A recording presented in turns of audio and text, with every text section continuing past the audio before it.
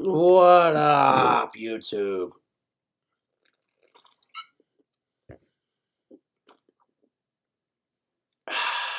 Check out this sweet lighter that I got from one of the fangirls.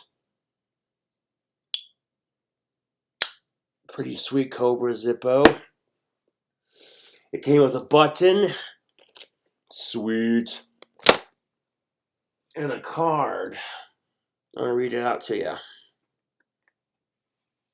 To the most awesome goth bad boy I've seen. While I was Christmas shopping, I came across a couple of things I thought you would like. Hell yeah. Have a positively awesome holidays. Because it's got dogs on the front. Positively. Yes. I hope you have a great holiday. I did. Thank you for asking. P.S. This is coming from a cute of-age fangirl. I've been watching you for quite some time and wanted to reach out. Hell yeah. Love from Zuzu. Well, thank you very much. I appreciate it. I also got a sweet brand new game for the PlayStation 3. Call of Duty, baby. Alright. So I appreciate the fan mail. Check out the P.O Box if you want to send me stuff. Now, one of my fans reached out to me, and he's going through a messy divorce with his wife. He wanted me to do this here video, so we're going to do it. Grab yourself a beer. It's going to be a good one.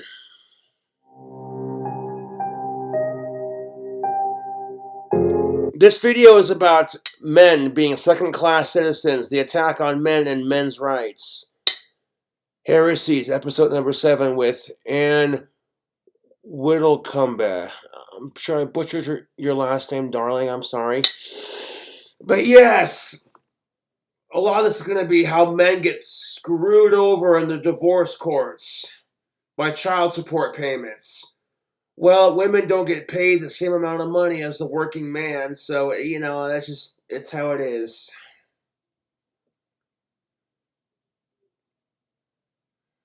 If women got paid the same amount of money as their male counterparts, and if women got screwed over in the divorce courts every once in a while, we'd have gender equality.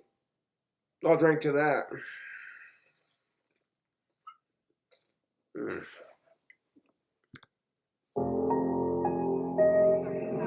The modern narrative is that women are somehow second-class citizens in our society, that it's a very patriarchal society, that women are denied all manner of opportunities that are open to the men. But is that really so? Oh, it's a British lady. We're going to be Yes. talking to men who have considered themselves the victims of injustice. The problem with this is, and I'm going to quote Love and Vanity, my album, both sides abuse each other, both sides use each other, both women and men have privilege, both women and men are oppressed. And instead of being like, we need to end the oppression of both genders, fight sexism and racism, and just say it with me, power to the people. The problem is, and I'm going to come around and say it, women and men get into this pissing contest of which side has it harder, and it's so fucking annoying.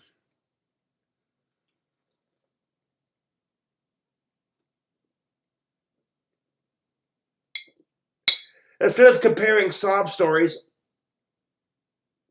we could work together to end gender-based bullshit in our society. And now that we're seeing women getting more rights in our modern society, men are very, very, very, very, very slowly starting to lose theirs. Very slowly. Subtle enough to where if you're not paying attention, you won't notice a fucking thing. Like, I could tell you stories about what it's like to be a guy from a guy's perspective. For example, I'm trying to keep this to an hour, 2 hours minimum. Women bitch about gender-based roles, but they expect us to make the first move when it comes to dating. Yet, If she thinks you're ugly, you're automatically a creeper and a rapist and a pervert.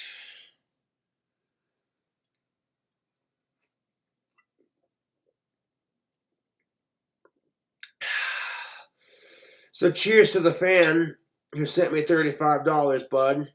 Sorry it's taking me a while. But like a couple days of just drinking, hanging out with friends, and like detoxing my mind from this bullshit. This is right up my alley for as far as rants go, man. Because what's more important to me than getting laid, what's more important is fixing gender issues. And furthermore, if I don't attack you on your videos, talk crap about your food or your apartment, why do it to someone else? Unless you're obsessed with that person. Yes.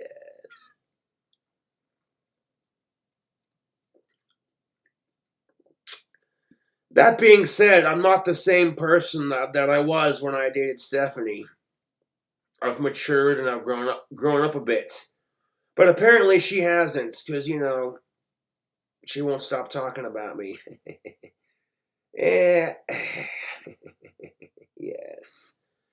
That's what kills me about the whole Stephanie bullshit. Is sincerely, she's totally copying my YouTube channel. Drink combos, rants, cooking videos. I don't care. I'm mature enough to be like, you know what? YouTube's big enough. Do your thing, man, even if you're copying me a little bit. And the fact that she cares whether or not I'm salty about it shows she still cares, even though I don't. It's kind of sad, to be honest. Yeah.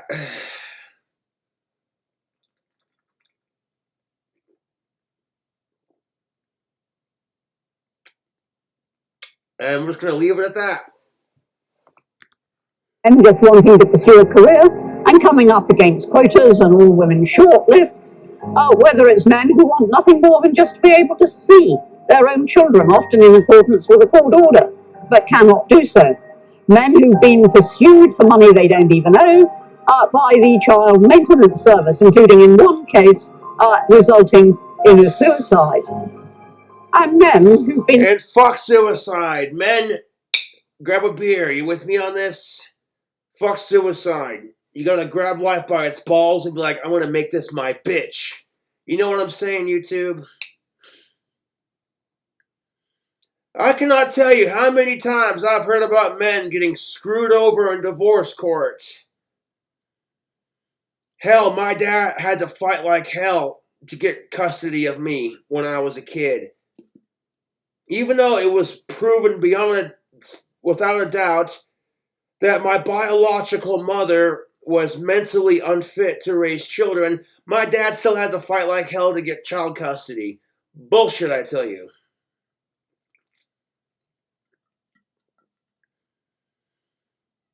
This is why a lot of men stay single, because 10 minutes of some good of-age pussy could lead to a lifetime of bullshit. Am I right?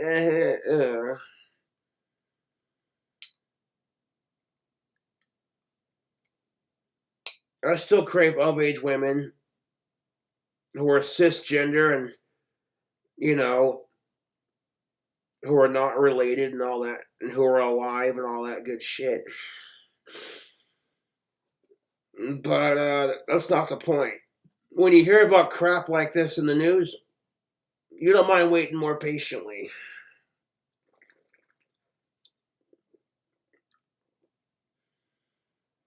The problem is nobody gives a fuck about men. Like, women want to sit here and harp on about how, blah, blah, blah, blah, blah. To a degree, yes, our society is ruled by men. To a degree, but that dynamic is starting to shift. No one gives a fuck if you're a dude. You get your feelings hurt? Too bad. Suck it up, you pussy.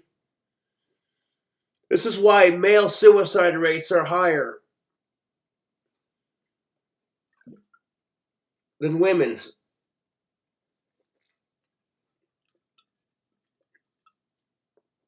So we're going to watch this video, drink some beer, and cheers to the fans. New Year's is upon us. I got those wands out. All 4 that were ordered. They all have signed certificates. They're folded up. So keep an eye out for that. Cheers to the fans. Buying merchandise for my customized girl, which updated its new merch line. Oh yes. Your boy Cobra's got fresh merch on King Cobra's Fang over on Customized Girl. Yes. We got brand new King Cobra JFS female empowerment shirts. We got a shot glass with the wand logo on it. We got 4 collectible cups to go with it. Yes. That's what's up, YouTube.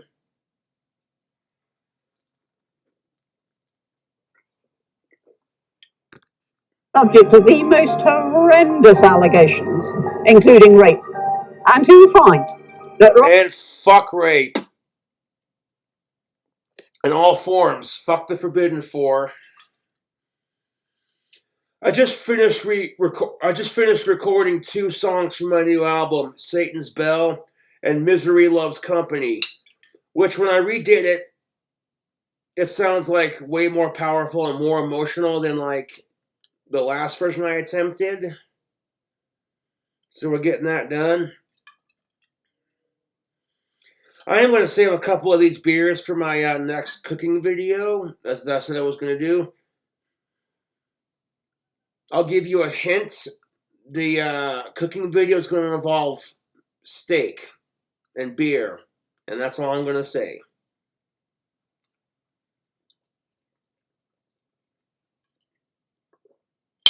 Not trying to circle back to that, but I've never once...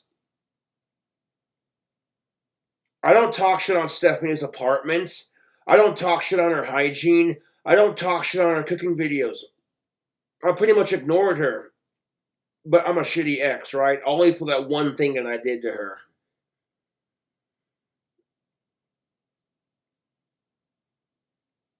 Which it is what it is.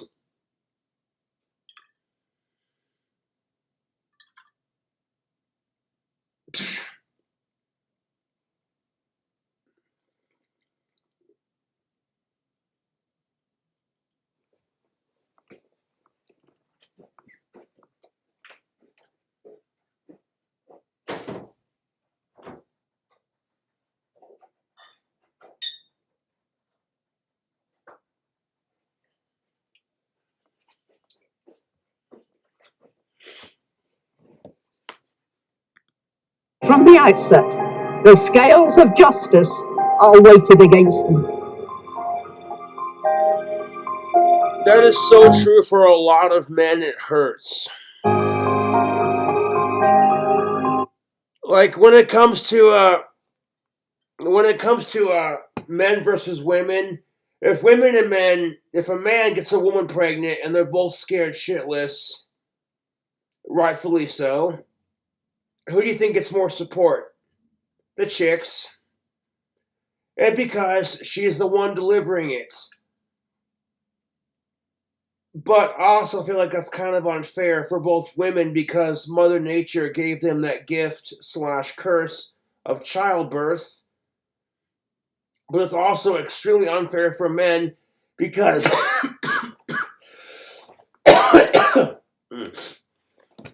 if the mother up and abandons the kid, nobody says shit about it. But if the dad does it, oh, he's a deadbeat piece of shit. You know what I'm saying? It's fucking ridiculous.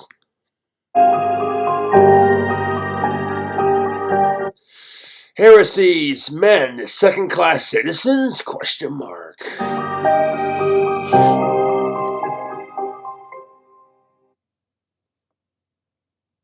Hey, wait a minute. Don't stop watching. If you haven't heard about this, you might want to stick around.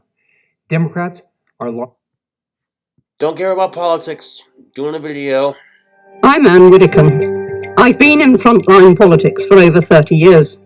And during that time, the fight for women's equality has been one of the ongoing narratives. But now I cannot help but feel that this has been somewhat at the expense of men, who are increasingly at a disadvantage in family matters, and in defending themselves against accusations of what is called toxic masculinity. Toxic masculinity. Terrace pop fans, say it with me.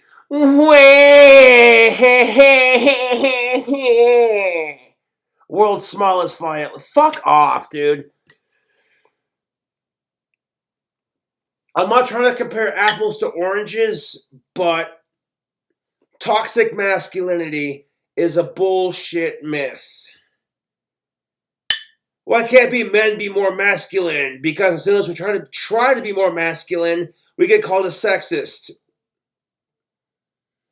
Now, it's one thing if you're displaying masculine traits that are considered dominantly male, but if you're a raging sexist pig towards women on the basis of that's masculinity, that in itself is toxic. Or at least that's my definition of toxic masculinity. And women, you do this crap too. There are women who treat men like shit on the basis of feminism, and women have no equality. Well, when both sides get a fair amount of crap, seems pretty equal, doesn't it? Just asking for a friend.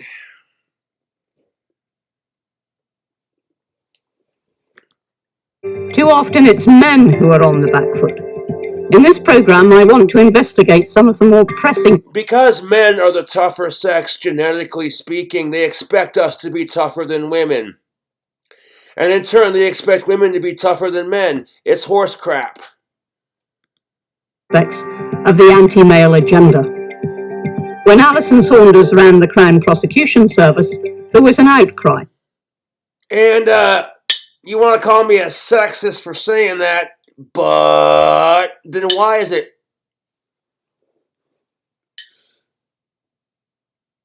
Why is it that MMA fighters who transition from dudes to chicks, and then these chicks that are biologically women are getting the asses kicked out of them by these dudes turned into chicks?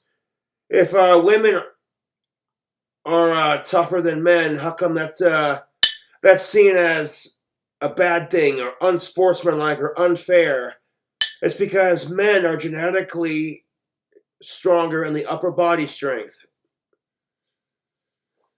And you might think, well, fuck you, Cobra. And I'm like, it's not my fault Mother Nature is sexist. That doesn't mean shit, though. Because women are tough in their own special way. Women give birth to children, dude. I'm just saying. So, Alison Saunders, probably a distant cousin of mine, I don't know. The director of public prosecutions. Oh, jeez. Because the police were found not to have shared vital information with defense lawyers. Information which clearly exonerated the accused. This was felt by many to be the result of undue political pressure from the top. And Saunders...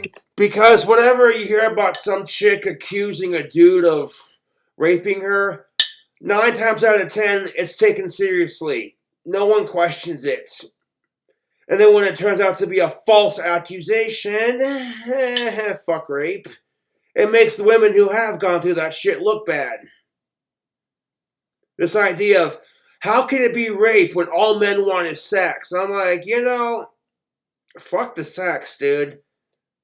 I miss cuddling more than I miss the sex.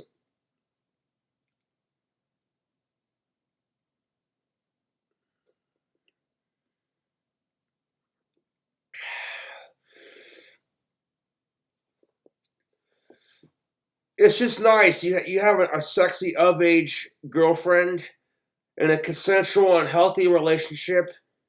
Dude, fuck the sex. When you wake up in the morning and she's cuddled up next to you, Joshy likes being the big spoon. Yes. Or like when you're laying on your back and she's kind of like laying on top of you, but also on the bed at the same time, yes. Because to me, cuddling is more intimate than sex. But that's just my opinion. Yes.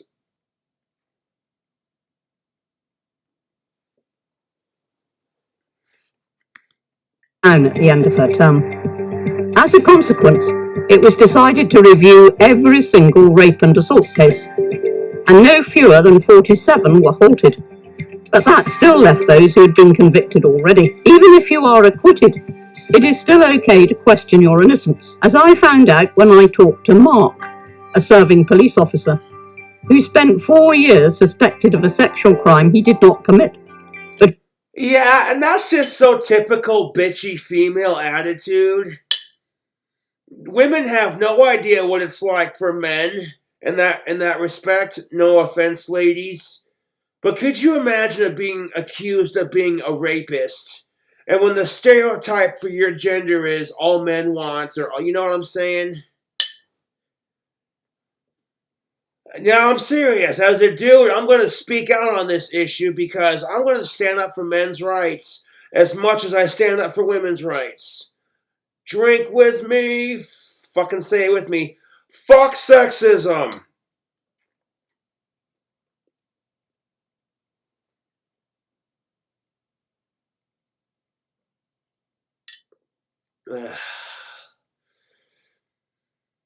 Now, women have no idea what it's like. And could you imagine if some pissed off piece of shit man was mad that a chick rejected him?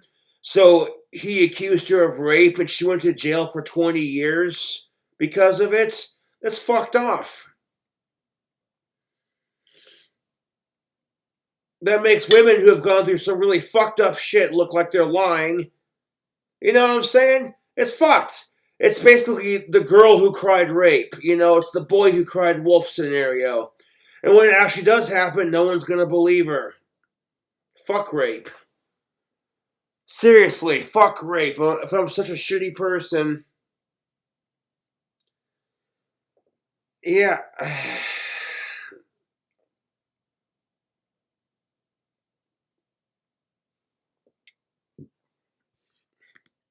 still hasn't been allowed to return to work, despite being found innocent by a jury. So in March 2017, I was initially arrested after a false allegation was made that I had sexually assaulted an ex-girlfriend's daughter, who was 9 at the time that we were together.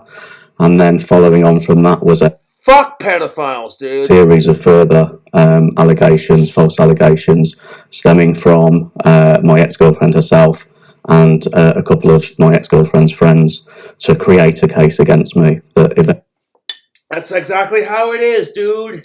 Is even if the chick is lying, females will stick up for their fellow female and help them lie. I've seen them do it. And like in the case of, I'm not going to bring it up because that's old drama.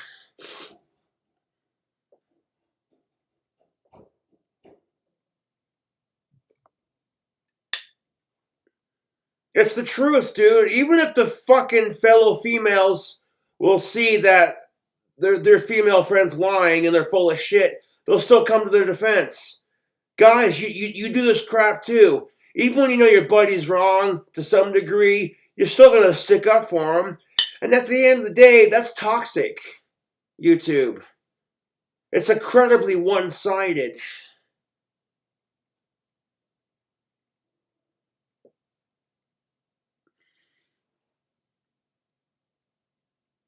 Let's say, like, for example,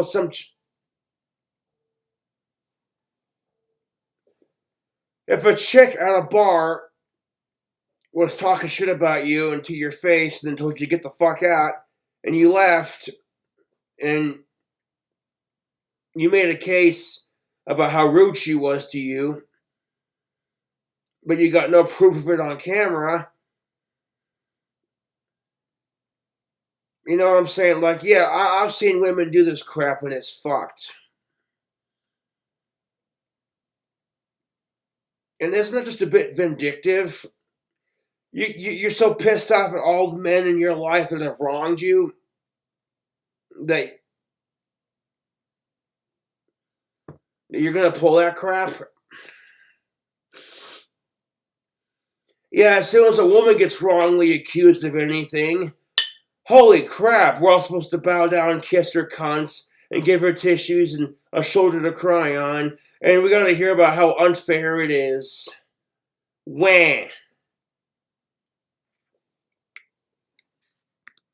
Actually resulted in me going to trial in August this year, 2021, and then subsequently being acquitted. So it took 4 years to come to trial. 4 years and a bit, yeah. 4 years during which presumably you weren't allowed to work. I was on restricted duties initially at work. I wasn't charged until January 2020. So there was the investigation for the first 3 years or so, and then after charge I was suspended, and I remain suspended to this day.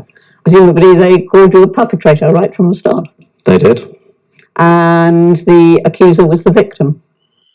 That's how it was. In their terminology. How it was done, yeah. Yeah. And so presumably you've been reinstated.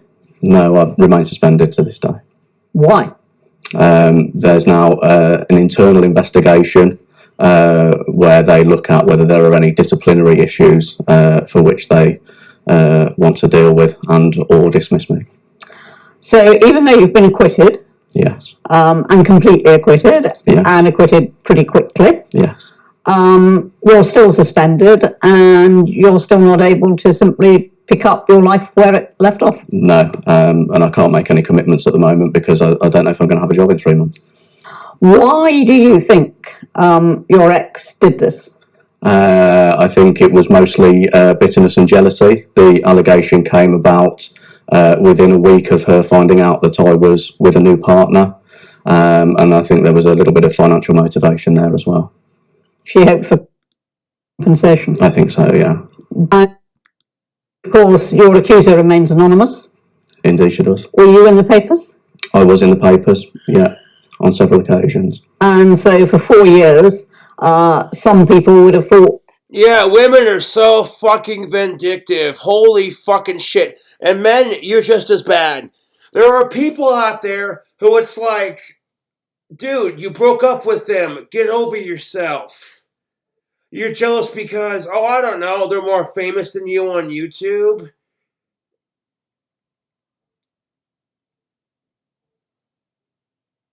And you gotta fucking do all this shit just to fuck with them.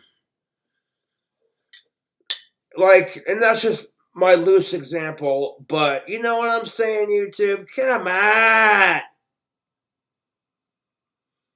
Oh, that's good beer. Yes.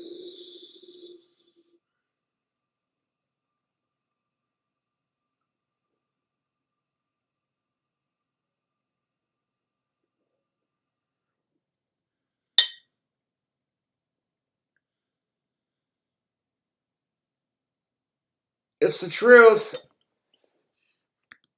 You were probably guilty. Yeah, I lost quite a few friends, friends who I genuinely would have taken a bullet for at 3 o'clock in the morning at a dangerous incident, and then all of a sudden they were gone. First of all, why does it take so long? Secondly, why do you think the police always automatically assume the woman is telling the truth? Because it's hashtag believe all women. Did I say that out loud? Oh, because, hey, most of these dudes are males and they want pussy, so of course they're gonna side with the woman so they can go home and tell their wife, honey, this convicted sick fuck, even though he didn't do it, and he's innocent, I took the female side, honey. Aren't you proud of me? And she'll be sitting there on her knees going, look, yeah, I'm so proud of you. It's like dudes want to get laid, so of course they're going to take the chick's side. You take this classic example. You and your wife are going on a dinner date with this other married couple. So it's you, your wife, Chad, and Cheryl. Now, Chad and Cheryl are having marital issues. They start fighting and... Okay, he's quoting Bill Barr, but you know what I'm saying. Yes. But you and Chad have been best buddies since high school. So of course you're going to take his side. But as soon as you say that, the first thing that comes out of your woman's mouth, of course you would take his side. All you men are the same. And that kind of hypocritical statement makes my fucking head spin. I'm like, and you think chicks don't do the same? But if we say the same thing, we're the sexist? Fuck you. Of course you're going to take her side. You women are all the same. See, it sounds a lot more sexist when you flip the genders, doesn't it? Why is it automatically sexist if it happens to women, but fuck all the men out there, right? You know what I'm saying? Like, come on, dude.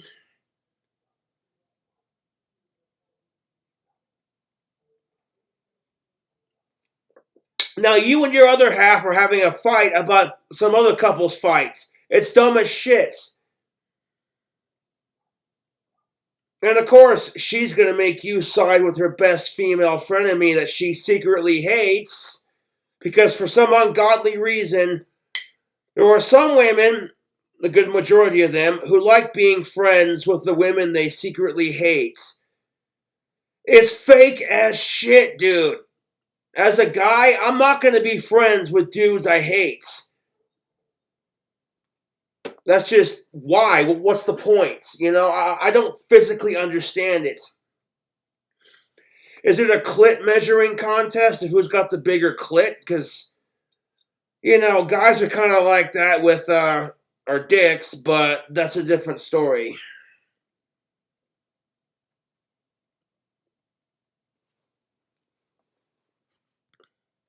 In recent years, there's been such a push towards increasing the level of charges and convictions that I think that the policies are in place to say, unless there is overwhelming evidence that drops in your lap, you will pursue this matter as though she is telling the truth, and the person that you're dealing with is guilty. So the police would have prepared a report for the Crown Prosecution Service. Yeah. Why do you suppose the Crown Prosecution Service decided to go ahead? Well, my personal opinion, obviously I've not seen all of the paperwork that was exchanged, but my personal opinion is that because the investigation takes on a one-sided tilt that I am guilty and that she is telling the truth, then of course what is presented to the Crown Prosecution Service. Women are just as vindictive and manipulative as the men they complain about. Men are just as emotional as women, but the only difference is we have to suppress our emotions. This is why men die quicker than women, because all of our emotions, we suppress that shit. We hold it down.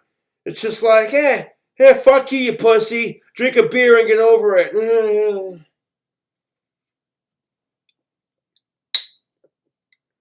No, it fucking kills me. This is exactly what Bill Barr, the famous comedian, said.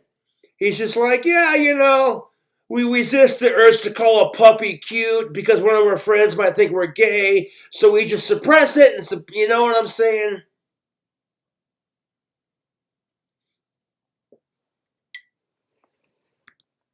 Has that tilt to it, so therefore they make the decision based on what they're told, which may not, I think, be the full story because it doesn't have the... Yeah, the problem with hashtag believe all women is not all women are telling the truth.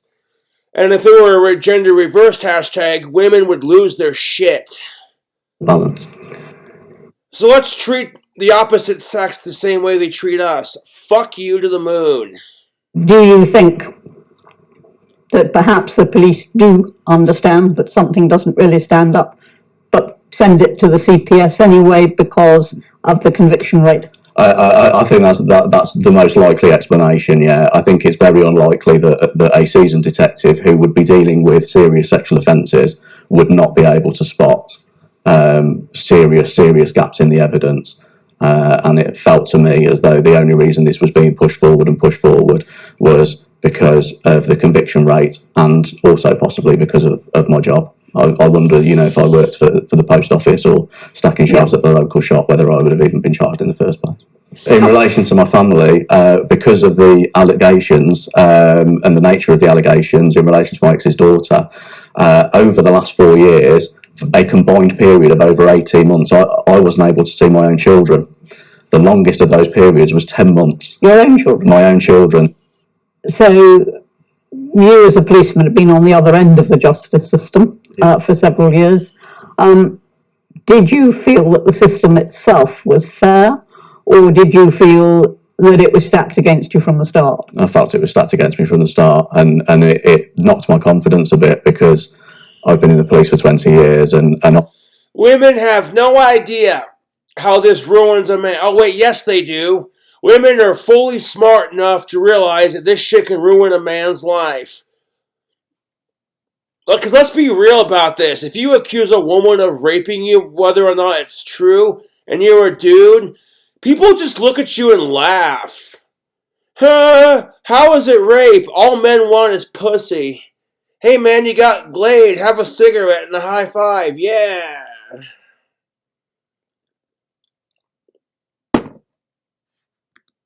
know that these investigations are supposed to be done in an independent fashion, and it really didn't feel like that to me. So you felt that the justice system itself was stacked against you. How do you feel the sort of the public debate is going up? Welcome to how women have had to feel. The justice system is stacked against you because of your genitalia and your gender? Holy crap. The thing about our society is we're literally seeing a reverse in times. If this were the 1950s and you were mean to blacks, trans, women, and people who just weren't men in general, no one thought twice about it. But now that these people have their rights, and rightfully so, thank you very kindly, now it's become the thing to target heterosexual, cisgenders, and white men. And I'm like, yeah, but if you spend all this time fighting for equality, wouldn't it be kind of hypocritical to attack the other side? I mean, Rape. I think that there's so between J.K. Rowling going off about this fucking asshole in Scotland and this new bullshit policy Scotland has that says it doesn't matter if you're a sicko. If you choose to identify as female, we are obligated to abide by your pronouns. Fuck you. issue that when they're saying we need to increase convictions, that can lead us down a very dodgy rabbit hole, in that we are effectively saying that people should be going to prison regardless of whether they are guilty or not for the cause, and I don't think that's okay. Yeah, if you're guilty without a doubt, lock them up, throw away the key. But if you're innocent, what the fuck? You're gonna throw innocent people in prison? You know, that's the thing of it, honestly. I think there are a lot of people who do understand that false allegations exist, but I feel like the overarching narrative at the moment is to treat false allegations as acceptable casualties. Cole, he's my miracle child. So how does your miracle child get cancer? I don't want to watch this. God damn it, that just makes me sad. It's not just in the area of sexual assaults where the courts appear to disadvantage men in certain respects. In family and custody matters too, many men feel they face an uphill struggle to achieve justice and fair access to their own children. Children need fathers, but the law can make it quite hard for some men to play a part in their lives, no matter how much they want to. Women who block the father's access, however, seem to pay no penalty. It's almost as though the law regards involved fatherhood as an optional extra. One such dad is Noel Wilcox, a serving soldier. Noel, your situation, as I understand it, is that you had a child as a result of a very brief fling, and you didn't know anything about that child until you were contacted by the child support agency. When you investigated, you found that yes, she was indeed a child, and she was growing up in a house. Okay, you know, that's what kills me about this. If women are given the responsibility, curse / gift of bearing children, then it's also your fucking responsibility to contact every dude, Tom, Dick, and Harry you fucked and prior to that 9-month period and be like, I think it might be yours. We might have to go on Jerry Springer.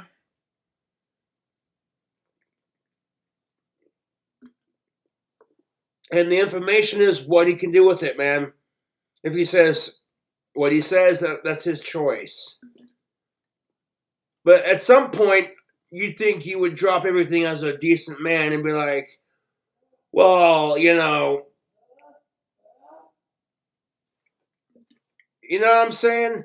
Like, if you're a chick, and if women have the burden of giving birth to children, and your child is growing up without a father, in the home, all by yourself,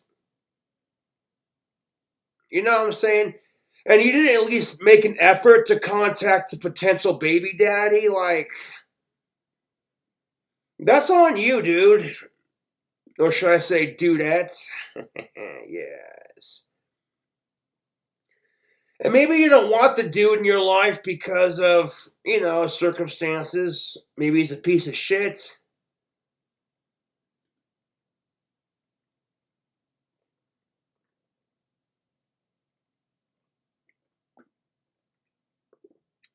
Because there are people out there who abuse their girlfriends, and it's fucking fucked. I've never done anything like that in any of the relationships I've had.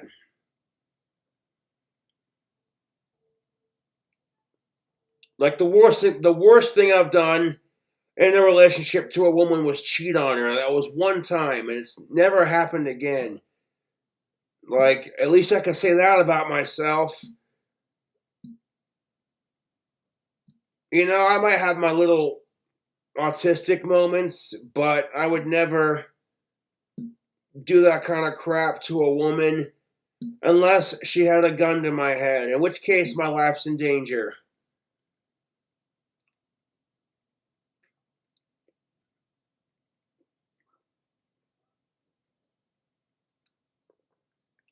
If a woman hits you, starts wailing on you, put your hands in your pocket and walk away.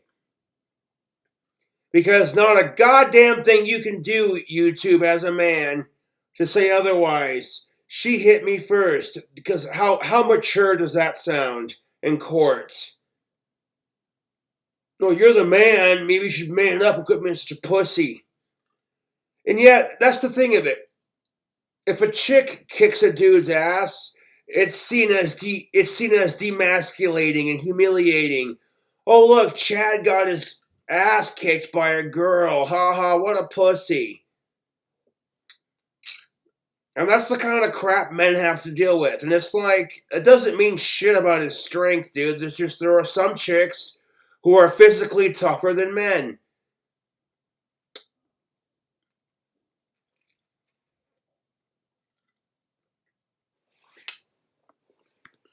Where there was a man and a woman where the man had quite a substantial criminal record, and the other three children were their children. You said, right, fine, she's my child. You came to an agreement in terms of money. You came to an agreement in terms of access. It was all on the surface perfectly amicable. And then, from the age of 9 months until really the age of 9, it was very much an on-off business in which you would have access and then suddenly it was stopped. You spent tens of thousands of pounds in the courts trying to get regular access. You were worried about your daughter because of the milieu in which she was growing up. Every so often it started again and then stopped. And eventually the child herself was saying that she didn't want to see you. And then finally you discovered that social services were claiming that it was you who was the risk to the child. That's correct, yes. Despite the fact you hadn't actually been seeing the child at that stage for about 2 years. No. See, social services, DFS, dick fucking suckers, as I should call them appropriately, they'll go into the house when it's not needed, but when it is needed, it's often too late, for one.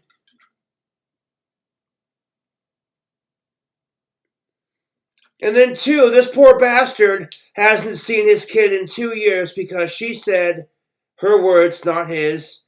She wants nothing to do with him. Okay, I'm out. I'm gone. Bye, Felicia. You know what I'm saying?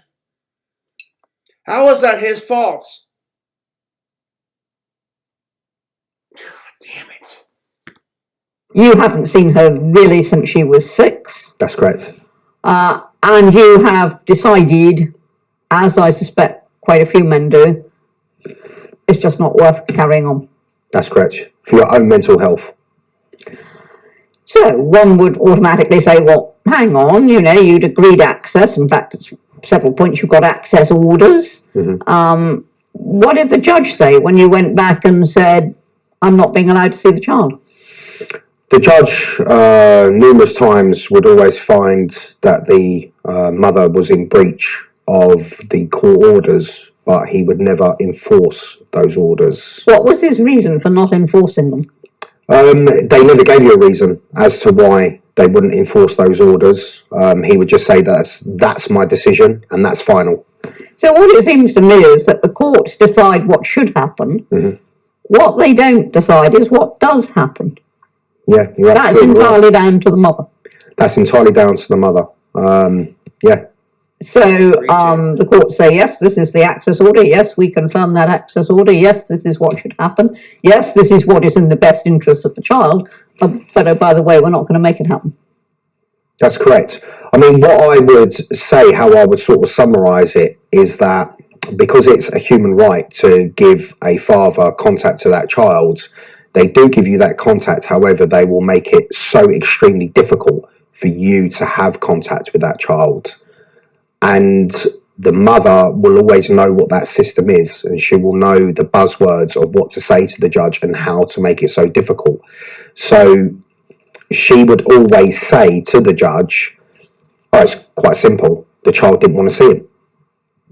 That's why we didn't go to contact that time. And the judge would accept that with absolutely... Didn't Kafkas interview the child? Kafkas did interview the child, yeah.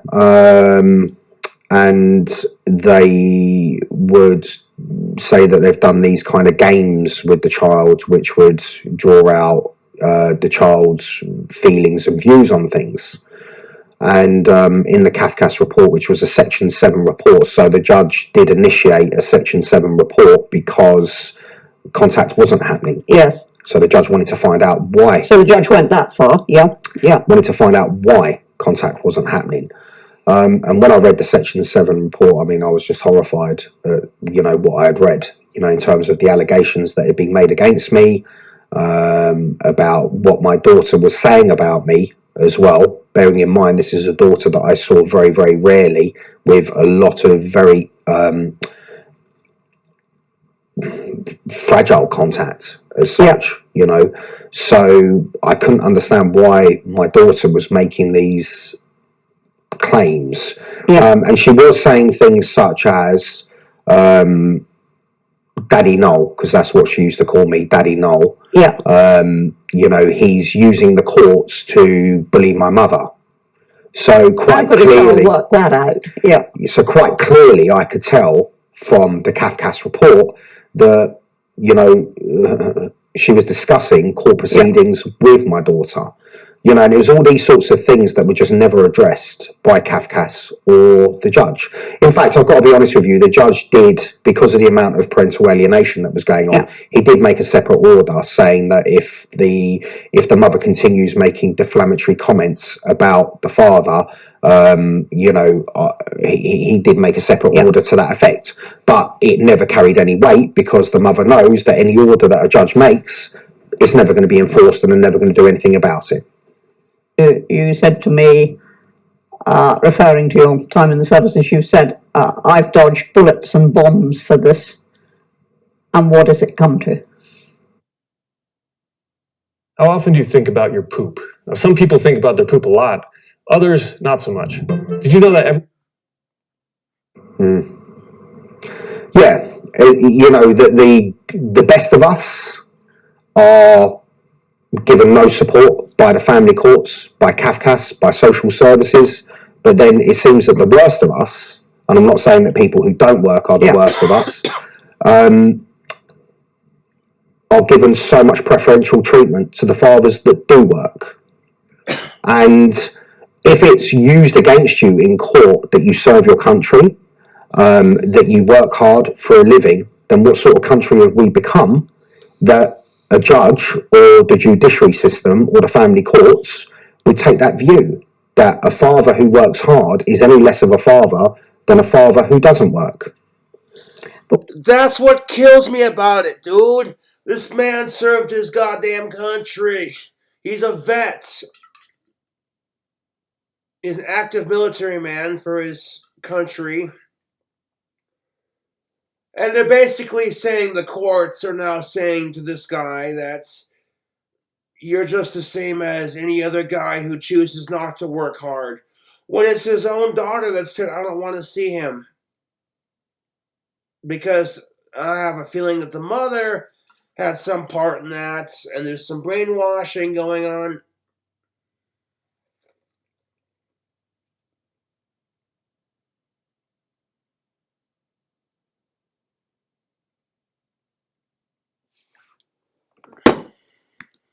Why do they take the view that a father is less of a parent than the mother? Exactly. Why do they? Sure. Because women are the one that give birth to those rat bastards. That's why. It's in the child's interest that there are two parents on the scene. It is in the child's best interest that there's both parents, and research has, proven that. And when you hear about, all the knife crime that there is in London and, the amount of criminality that there is, it always boils back down to the fact that, a lot of these hardened criminals that have gone to prison have had a parent not in their life. A lot more, it's a father that hasn't been in their life. And I just think, how many children need that role model? I think you're absolutely right, and I think you've hit the nail on the head there. There are some scientific facts that back up the evidence that a child will do better in a home where they have a father and mother figure versus just one or the other.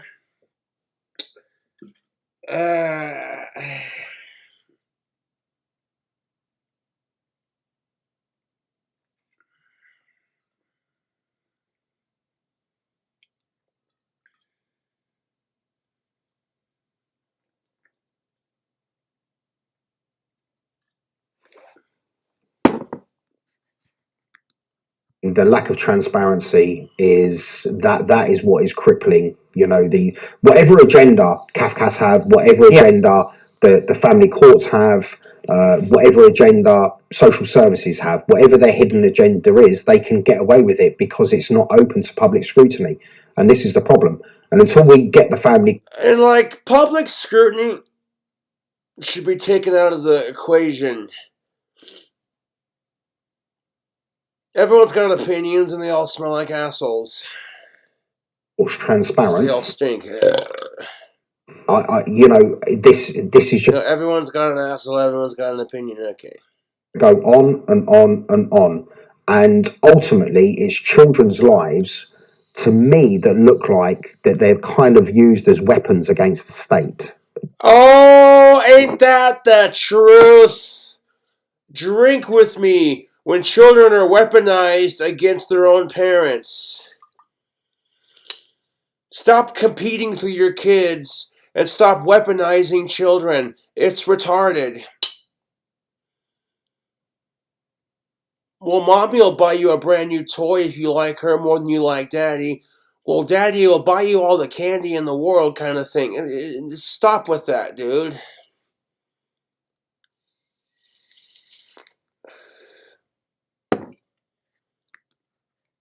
It's this, when a case is very simple, it seems to be so overcomplicated.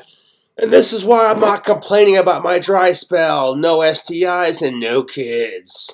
Yeah!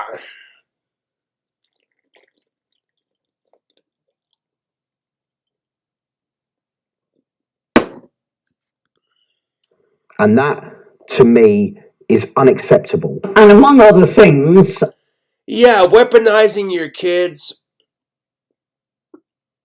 You know what I'm saying? That is pretty unacceptable. and brainwashing them to fit your narrative because you're pissed off at your other half or your baby daddy or baby mama, whatever. That's beyond messed up, dude. From that you discovered from social services was that there had been allegations against you of domestic violence. Did you ever have an opportunity to refute those allegations? No, I immediately complained regarding, the allegations of domestic violence and the fact that when it goes to a child protection plan, there then becomes a chairman. We're 18 minutes into this 1 hour and 6-minute video. And I'm already on beer number 3. Drink with me. Bahaha.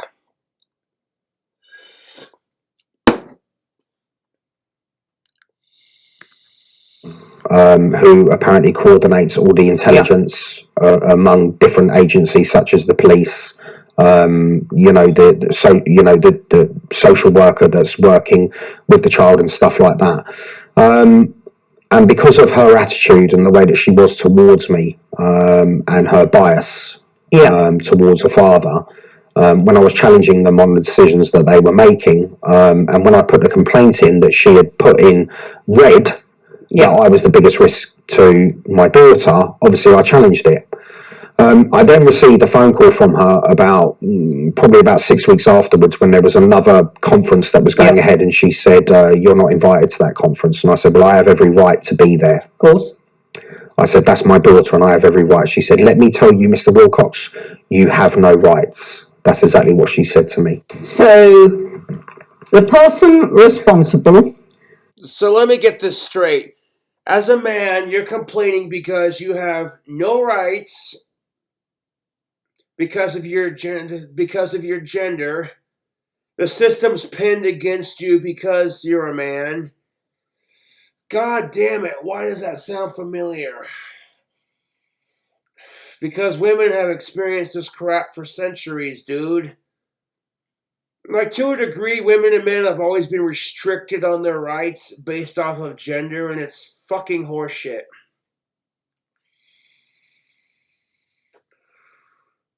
But now that women are starting to realize their full potential and do more, men are still stuck in this 1950s style of, you gotta be able to work on the car and build a house, otherwise you ain't a real man kind of thing.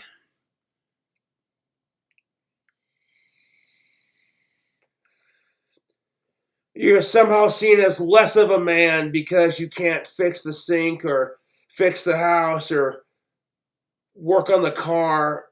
The stereotype that men are supposed to be handy with their hands is no more sexist than, telling women, hell, hey, you belong in the kitchen.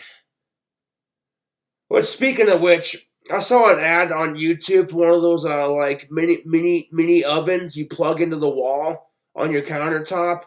They called it the Susan. And I was triggered by it. I'm like, it's a kitchen device with the female's name. That is so implying sexism. That should have me triggered, dude. I was like, you couldn't have called it the mini stove 2000. No, that sounded too cliche.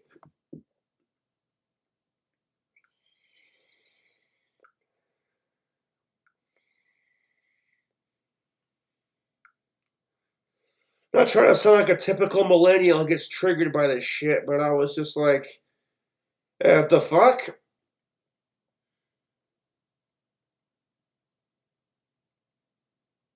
Like, I feel like that would have been called sexist no matter what you named it.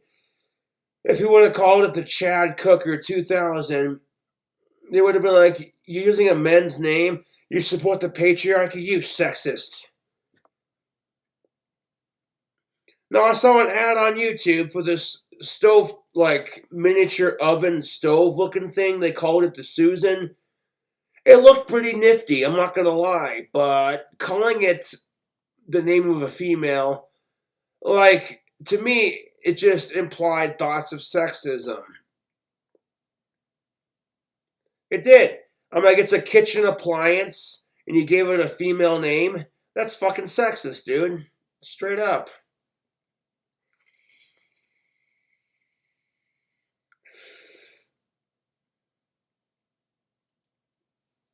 No, it kills me, YouTube. I'm just like, what? I'm about to watch a bell tower video and just spurg out on some church bells. And freaking, I see an ad on YouTube for the new Susan. It's this countertop cookware mini stove. And I'm like, you could have called it the Mini Stove 2000 or the Mini Baker 2000. Why give it a female name?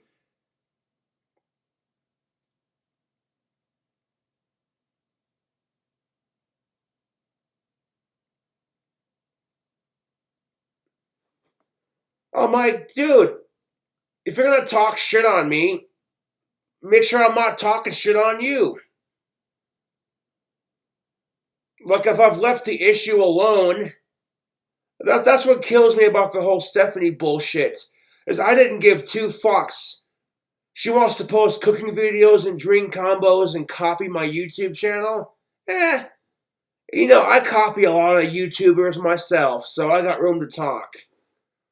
But when I'm more famous on YouTube than Stephanie is, you know what I'm saying? It just seems like she's trying to suck my cock for some YouTube fame without actually doing it.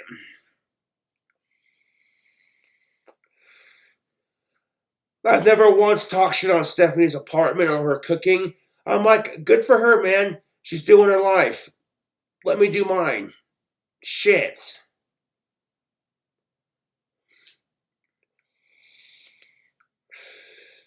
I think Stephanie still has feelings for me, otherwise she wouldn't fucking just out of nowhere start attacking me for no reason. That and she's jealous of my YouTube fame. But I didn't say that. No, I didn't say that at all. I'm gonna grab another beer.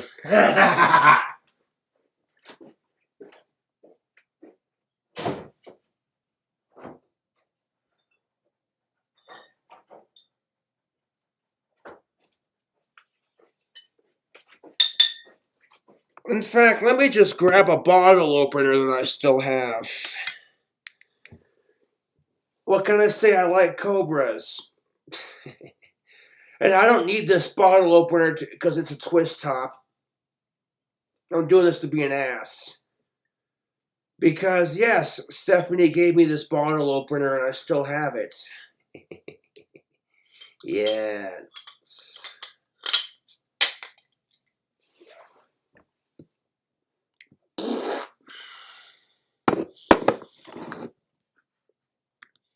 For deciding your daughter's future, the person who was coordinating the efforts of all the various agencies and gathering it all together, with the laughable title of child protection, that person said to you, Mr. Wilcox, you have no rights. That's exactly what she said. Just about sums it up, doesn't it? That's what she said. Shockingly, it is not just the non-residential parents who encounter this anti-male prejudice, as I found when I spoke to Vincent McGovern, who had been through a horrendous fight to see his own children. Vincent McGovern, author of the book War on Dads and Children. That sounds like an interesting read. He'd been bringing up those children full time. Vincent, you've got 3 children. Right. So why is it that when a man decides he wants nothing to do with the kid, he gets crap for it, but nobody stops him? But then you get these men who are like, no, hey, I want to be a part of their life. No, we don't want anything to do with you, just so you can label them as bad guys. That's exactly how it is, YouTube.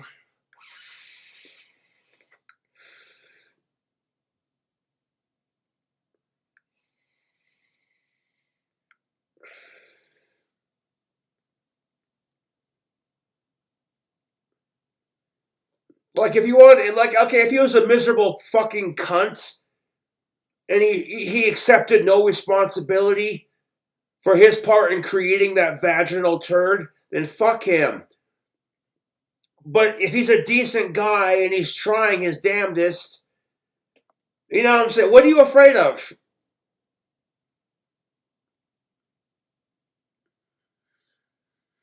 You know, this is the truth for a lot of women out there whose baby daddies have left the scene. I got you pregnant. It's not my responsibility. Bye, Felicia. No, fuck that, dude. Fuck that shit.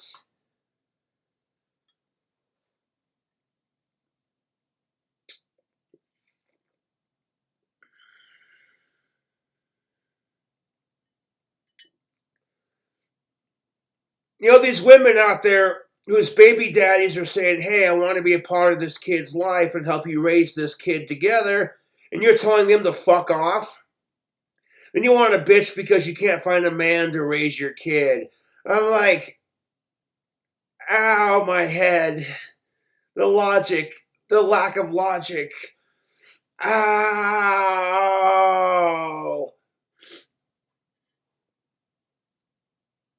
But really, it's her word against his. You know what I'm saying? People like to fabricate the story to make themselves look like they're the better person. I've seen people do that too.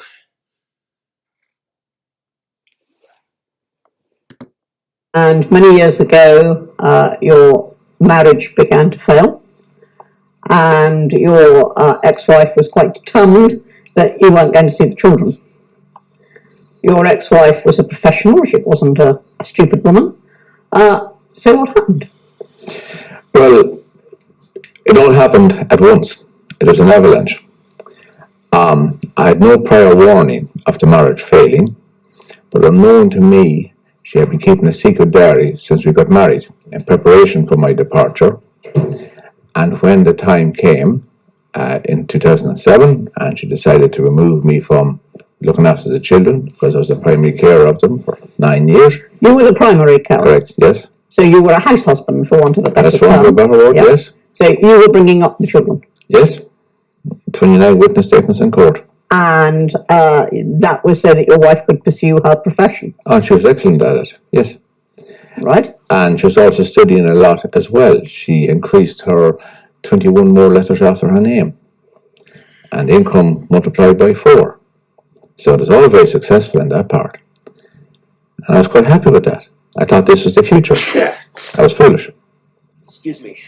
So when she couldn't get rid of me by, shall we say, demanding I leave, a member of her staff assisted her with the local domestic violence agency in Brent, a section of Women's Aid, Brent Domestic Violence Advocacy Project, and they put together a package, shall we call it, and under their domestic violence corporate strategy, they will only accept evidence from female survivors of domestic abuse.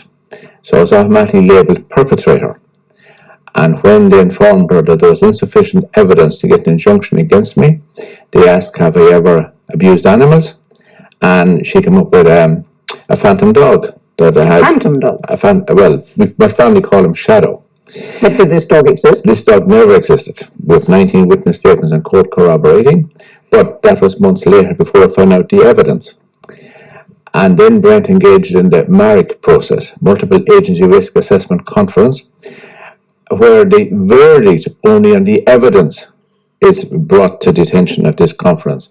So I'd never seen this evidence. I only knew the verdict, which was that I was deemed a danger to the mother and the children, and that pending some domestic violence program lasting about a year, I shouldn't be allowed to see the children, based on my psychotic abuse of animals.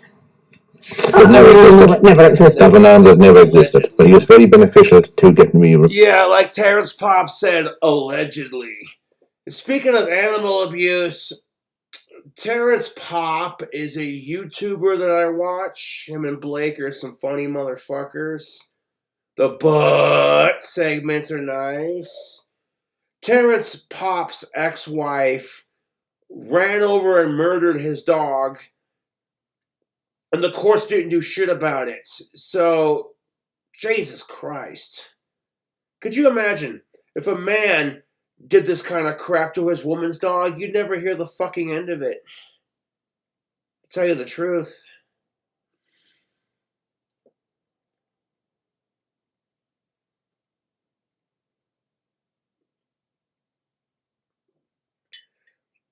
Anyone who abuses animals is a piece of shit in my eyes.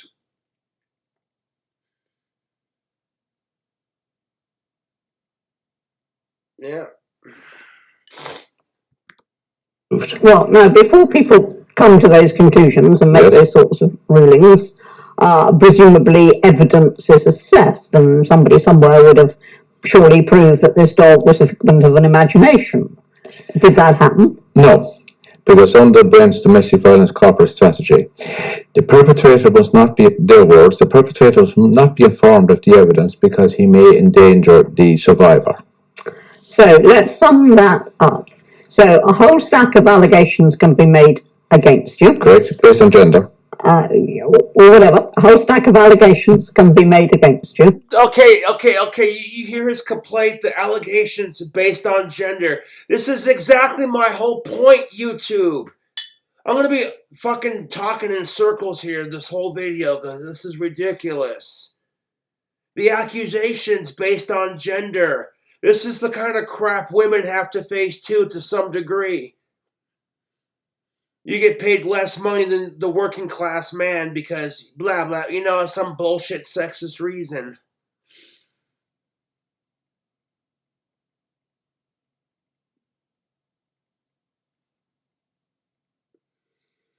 You hear this dude bitching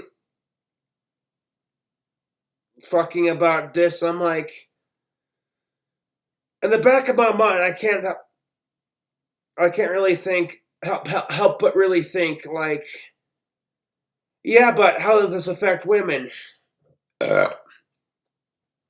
Because you know how many women are affected with double standards based off of their gender alone?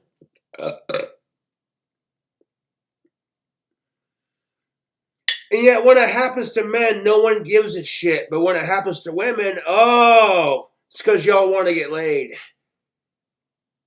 Most of you don't give a shit about women's rights. But I do. I'll drink to that.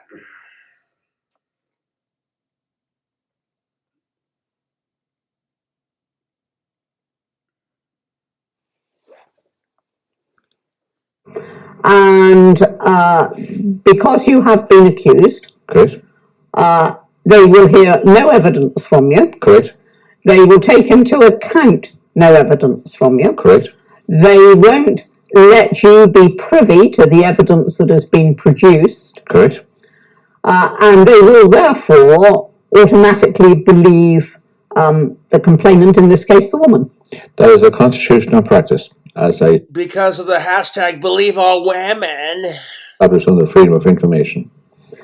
So, having got this under freedom of information, the reason why a lot of women are doing this crap today is because women have had to face crap for the last several centuries. Could you imagine your gender being oppressed by the opposite sex for centuries? And then not until like the 1960s and 50s where women are starting to become more radicalized and like, no, fuck this housewife bullshit. I want to go and get a job, damn it. I'll drink to that. Women's lib.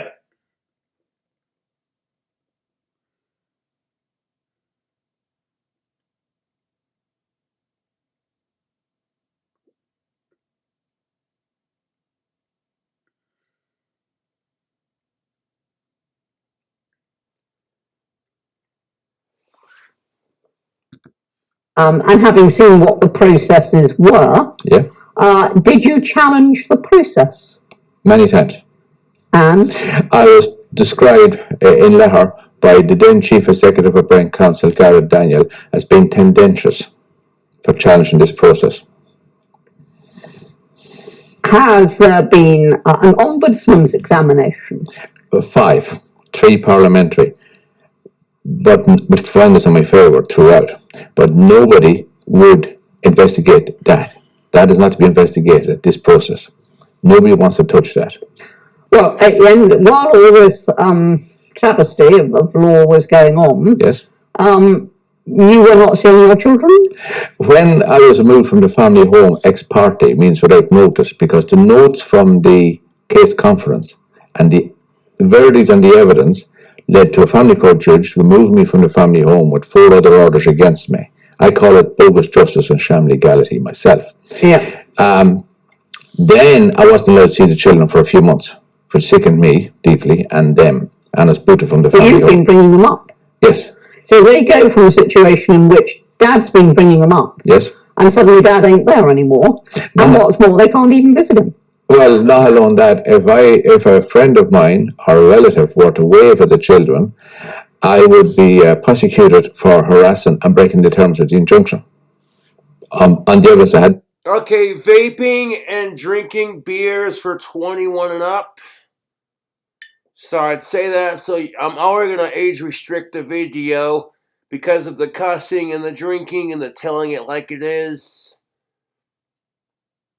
But just thought I'd say that because, YouTube's a stickler about their rules. Only the rules they care about. Ugh. Your kid's getting bullied? Well, tough shit. Just block, delete, and ignore the account.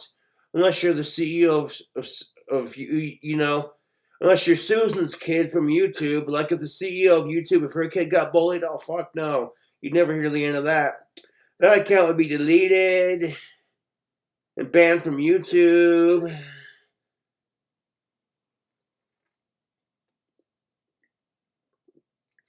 I think why today's kids can't handle social media bullying as well as I can is because they got no escape for it, dude. Like, when I was growing up, I grew up with the internet becoming a thing. I'm a 90s baby through and through. And I witnessed the birth of the internet. I can still remember watching Cradle of Filth, Her Ghost in the Fog, on Google Videos. Back when Google Videos was a thing.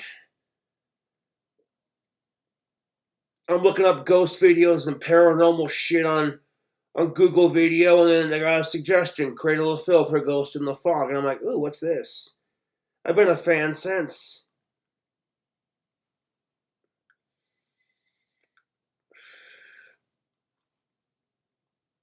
Got into like Ozzy Osbourne about the same time, so there you go. Speaking of which, I just downloaded Ordinary Man and Cradle of Filth's new album as well, Existence is Futile. So yes, I downloaded the latest music from both my idols, Danny Filth and Ozzy Osbourne. I'll drink to that. Seen at that stage. Now, how long did this process of challenge and counter-challenge go on? A major part of the process was in the following February, when there was a 3-day finding of fact hearing. And that is a major platform in clearing me of all the allegations. In fact, the circuit judge said in her summation, I cannot see where this man was ever deemed a danger to his children. And that's a huge, huge relief to me. I mean, I'm not a saint. Yeah. Because that's the truth. You want to talk about stereotypes? Fuck it. If the man is seen as violent and aggressive, people are more likely to believe it because that's the stereotype for us men, is that we're violent and aggressive. But a woman being an aggressive asshole is almost unheard of unless you piss her off or unless she's on her period.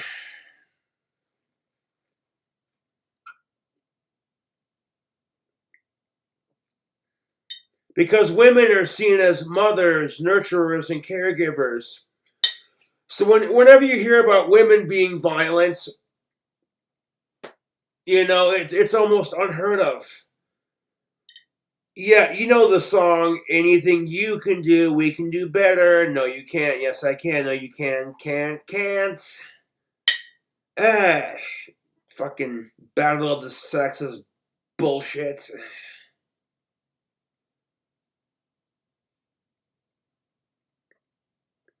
No, it's complete horse crap, YouTube. Would apply for sainthood. But the major problem I had at that time was the Guardian from the Court Advisory Service was deeply, could hardly see me without almost spitting at me, and did all she could to handicap any possibility of a relationship with the children. Fortunately, the court saw through that, to their great credit, and her entire lengthy, spurious evidence was effectively ignored by the judges, for which I'm eternally grateful. So the story so far is you've had a lot of false allegations made against you. Yes. You've been separated from your children as a result of those allegations. Nevertheless, the court now believes you. Mm-hmm. And Okay, if you're a loving mother, you're kind and nurturing, you're caring, you raise your kids right. Could you imagine? Could you imagine being separated from your children based off of the allegations of your psycho, asshole, piece of shit ex-husband? Could you imagine? And then no one gives a shit because, well, that's just how your gender roles are placed. When it comes to gender roles, men are expected to be tough, regardless if they're tougher or not. As are women. Women are expected to be tougher than men, even when they're not, sometimes, and vice versa. And it creates this fucking social patriarchy that we see today, known as sexism and gender-based bullshit. I will sympathize with my fellow man, even though I've never had these experiences. But at the same time, it's like, well, you're getting pissed off because you're getting crapped on with unfair bullshit because you're a dude. Welcome to what chicks have to deal with. Women get so much crap just because you're a female,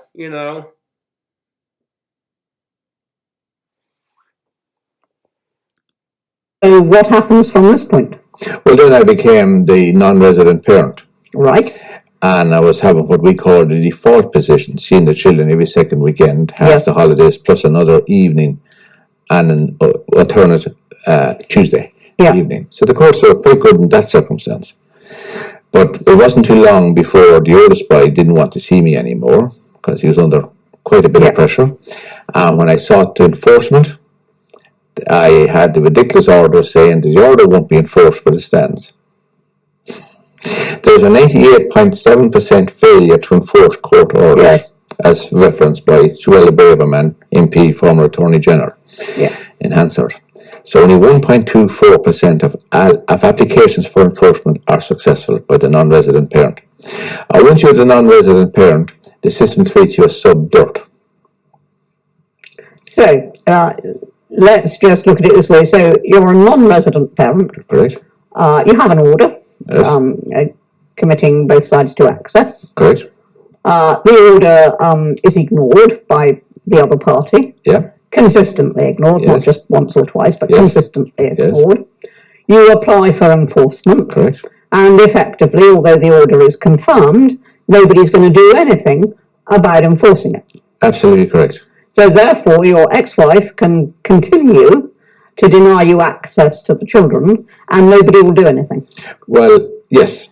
That happened with the two sons at different times in their life, because there are 5 years difference in ages. But that is the situation, yes. Now, if you had 3 wishes with regard to the system of access to the children following breakup, what would those 3 wishes be that the law should do that it does not do? Remove the gender vigilantes in the gateway services. So we remove the presumption of guilt, the presumption of automatic. Yes, right. Yes. Unless a criminal. I agree. What happened to innocent until proven guilty? Just asking for a friend.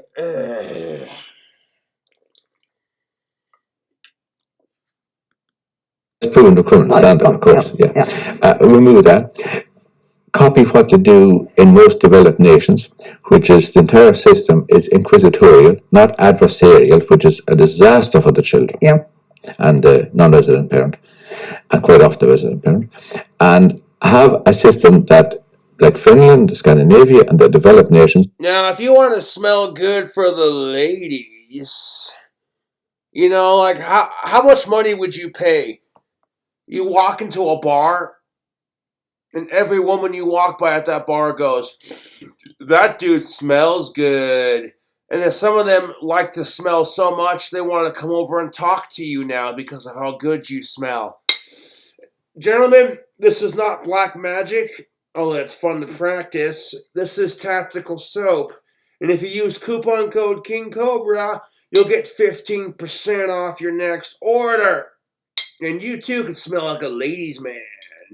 Gain confidence with women with tactical soap. Remember, All is fair in love and war, so gain the tactical advantage. Like, why would you want to buy soap from somebody who sells sunglasses?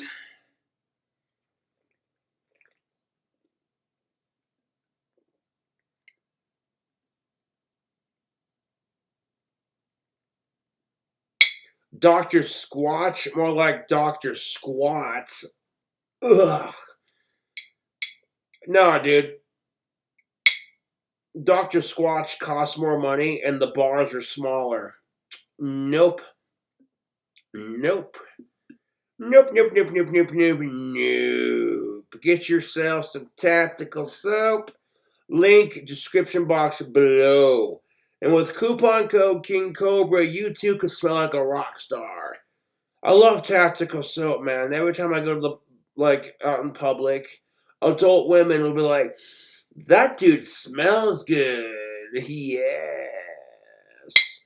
And when you got chicks that are 4 to 8 times out of your fucking league going, "That dude smells good," it's a confidence booster, YouTube. I mean, look at me. I'm autistic. I got them big bug eyes and I'm going bald. Dude, I need all the help I can get in that department, man. I'll tell you what.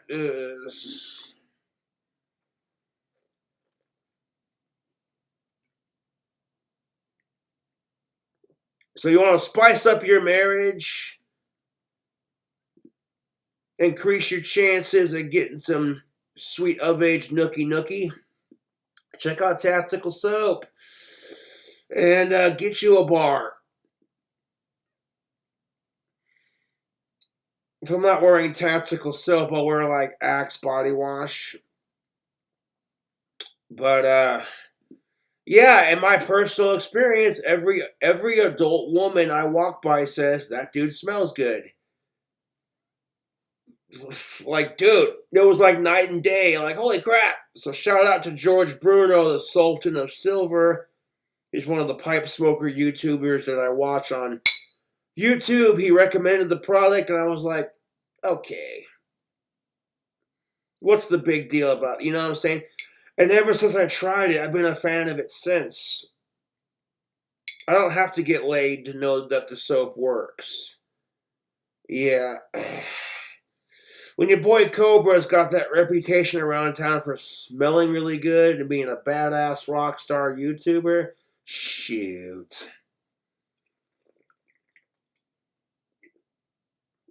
Tactical Soap evens the playing field for us dudes. Women show up, and that's all it takes.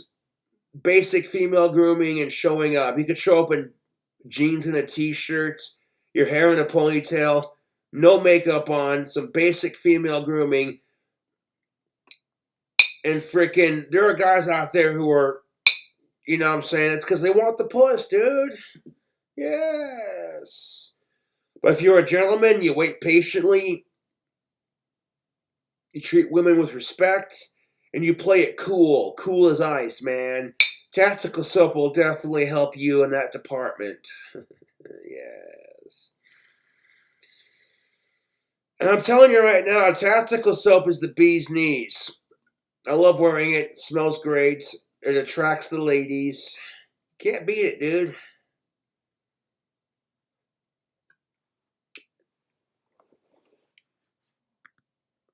Where post-divorcial separation, the contact with both parents and the wider families remains more or less consistent, no less than 35%, unless geography or other factors. But we have the worst of all systems in the UK, out of the 37 first world nations.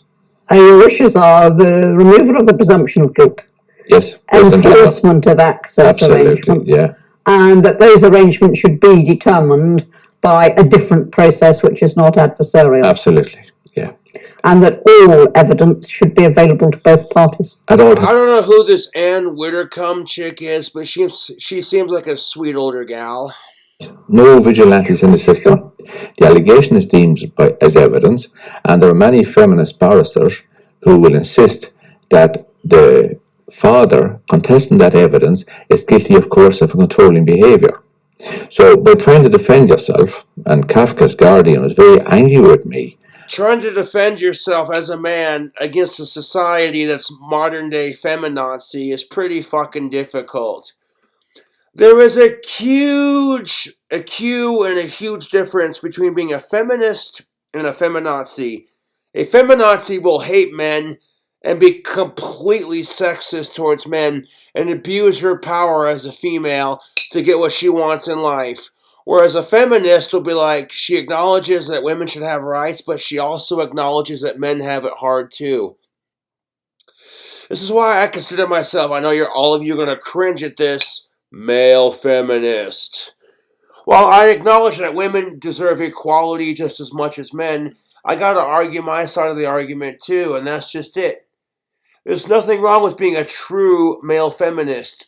You're not gonna kiss cunt all day because you want to get laid, but you're doing it because you want to see the genders be nicer to each other. You know, fuck my dry spell at the end of the day. You know what I'm saying? That's more important to me than getting laid. Is to be able to go into a bar and chicks be like, it's that guy. I'm like, thanks to Cobra, I now understand women. Holy shit. Now, you're probably, we're going to have skeptics. Oh, what makes Cobra an expert on women? He hasn't had sex in 4 years. Wrong attitude, bucko. When you're in a relationship, you're focused on your relationship. You're not focused on the entirety as a general. Being single for the last 4 years and just observing behavioral patterns of people in their day-to-day life when it comes to relationships, I'm like, I have come up with this simple conclusion. Women and men are fucking assholes to each other.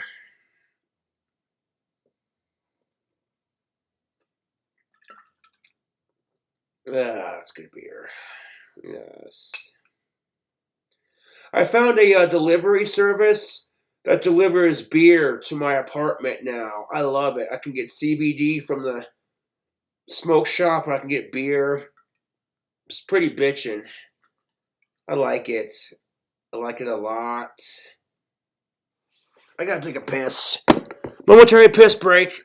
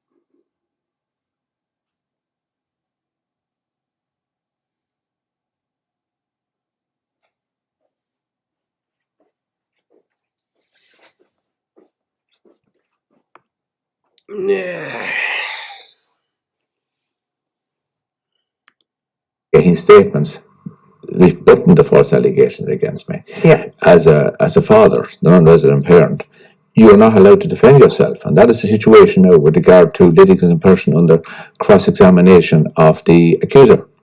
That by cross-examining the accuser in court, you're subjecting her, the victim, to further emotional abuse. That's practice section 12J. It is absolutely mind-boggling. But I've all long believed that a major part of the reason why the system exists the way it is because nobody outside the system will accept it or wants to accept how it is, because it's just staggering. Of course there are women brutally abused. Yeah. and are men brutally abused. But we have a narrative now that only males can be perpetrators. I think That is so fucking true, it hurts. This narrative that only men are perpetrators, it's only sexist when men do it. Oh my god, I'll drink to that. We're at 30 minutes and 48 seconds into the video. Almost done. We got about another 30 minutes of the video or so. So yes, thank you for watching the video and checking out the merch. Appreciate it. reason for that is, I mean, I automatically think domestic violence, I would imagine the man inflicting it. For this reason, that if the woman inflicts it, the man is surely strong enough to resist it. Must be. I mean, if she's belting him, he can grab her hands. That's an hold on. Whereas she can't do that to him. By and large, absolutely correct. And there are 3 women, I believe, killed every week in the UK. But what the figure that we never hear about is the fact that there are about 900 fathers a year who commit suicide post-divorce or separation, because violence comes in many forms. Direct physical violence is only one of them. So yes, mental violence. Or if it literally, I don't give a fuck, YouTube. You go through a divorce, it sucks. Okay, so you go to the bar, you grab a couple beers with your buddy, and you get over it. Like, if your ex-wife is the biggest cunt and she's not allowing you to see her kids, then comply by her wishes. But as soon as she turns around and says you're a piece of shit who refuses to do anything, you can throw it in her fucking face and be like, excuse me, I'm the one that made an effort, and you told me, no, you're not allowed, so this is just as much your fault as it is mine to some degree. But I didn't say that, no. How are you going to call him a deadbeat piece of shit dad who refuses to see his kids when sometimes women are the ones that say, I don't want him in the life of me and my kids. Fuck off. when it comes to physical violence, men generally win that argument against women. That's absolutely without question. But it's not totally one-sided. The Office of National Statistics, published in February 2012, shows that women report 3 times as often as men are likely to for the same offence, and that males are 35 to 50% victims of domestic violence, but they won't pursue the complaint. You know why men are more likely to be victims of domestic violence than women? Because men are not going to report it. They'll be afraid to be ridiculed by their friends and their family, or demasculated by society. And because women can get away with it. Let's be real, ladies. If men can get away with domestic violence, it'd happen a lot more often, wouldn't it? All she has to do is say, you piece of shit! Like, the accusations don't even have to be true. All women have to say is, he did blah, blah, blah, blah, and everyone just comes to her defense. Oh, you poor thing. Here's some crumpets and a cup of tea. Tell us all about it, missus.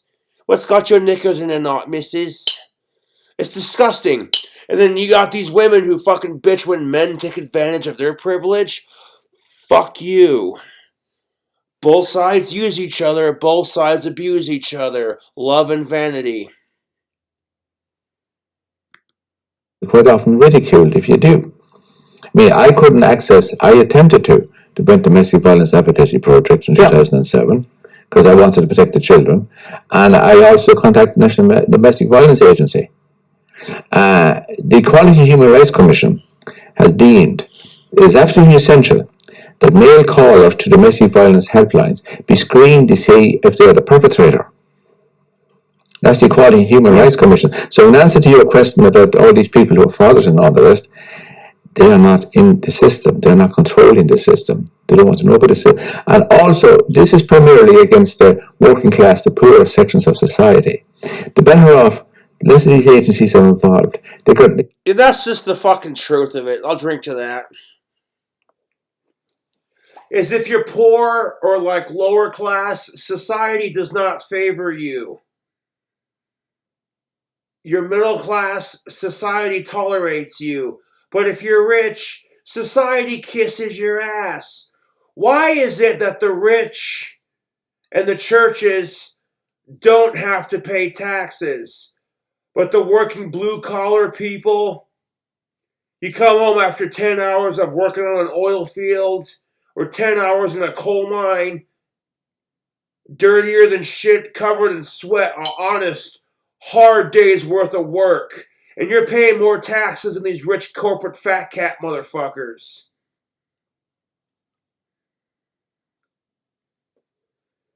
It fucking kills me, dude. I'm like, wait a minute. I'm not saying the rich should have to pay more on their taxes, but if the rich paid the same amount of taxes as middle class, which they could afford pretty easily, our society would be better off. That's fair for both sides, because you got one side of the argument saying, well, we should tax the rich. But then you got the rich saying, no, it's my money. And I'm like, okay. I want to propose a solution to where the rich have to pay their fair share of taxes, just like the middle class. Because the fucking poor are getting poorer. You stick middle class with everyone's taxes, and that's how they stay middle class or broke. You're sitting there working at McDonald's for like 12 hours, like 5 days a week, 12 hours a day, busting your ass, and you end up paying more money in taxes than you get back. What kind of fucking horseshit is that? I'm not loving it.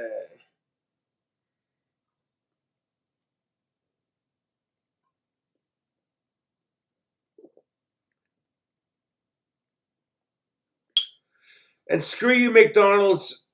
You took away your pull-apart donuts. I'll fuck with them on occasion. I'm not gonna lie, it's McDonald's. Like, come on, dude. Their french fries, okay. But you give us the pull-apart donuts, I create the tastiest McDonald's food hack. Like, literally, the best goddamn... the bacon double donut quarter pounder with cheese. That sandwich your boy did, oh my god, dude. If you have not tried that sandwich, well, that sucks because McDonald's took away their pull-apart donuts. So you ain't gonna try it. For those of you who did try it, you know what's up.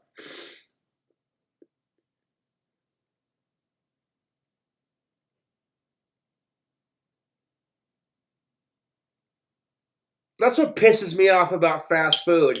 They get you hooked on some shit, and then they just take it off the menu.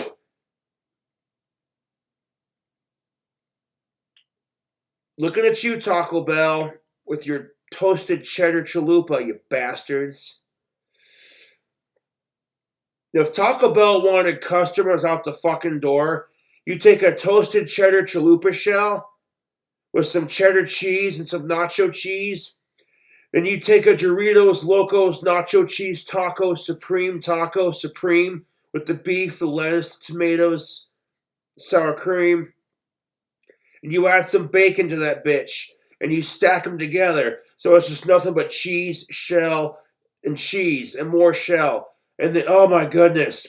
Can you toasted cheddar bacon quesalupa? Say it with me. Oh my goodness.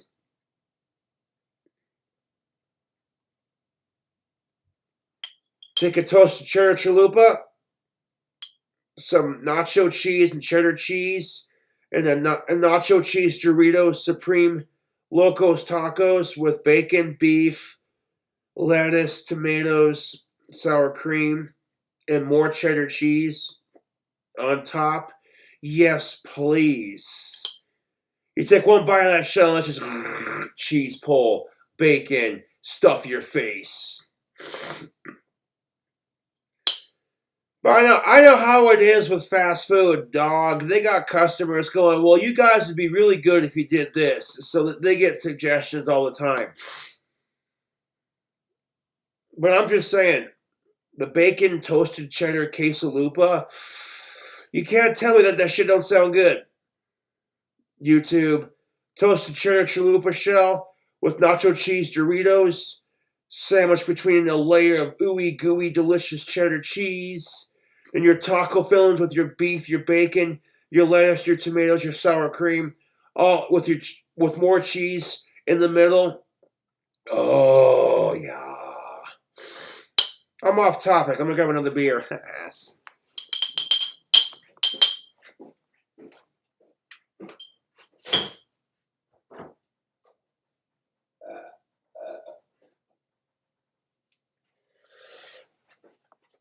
I'll be doing a cooking recipe with this right here.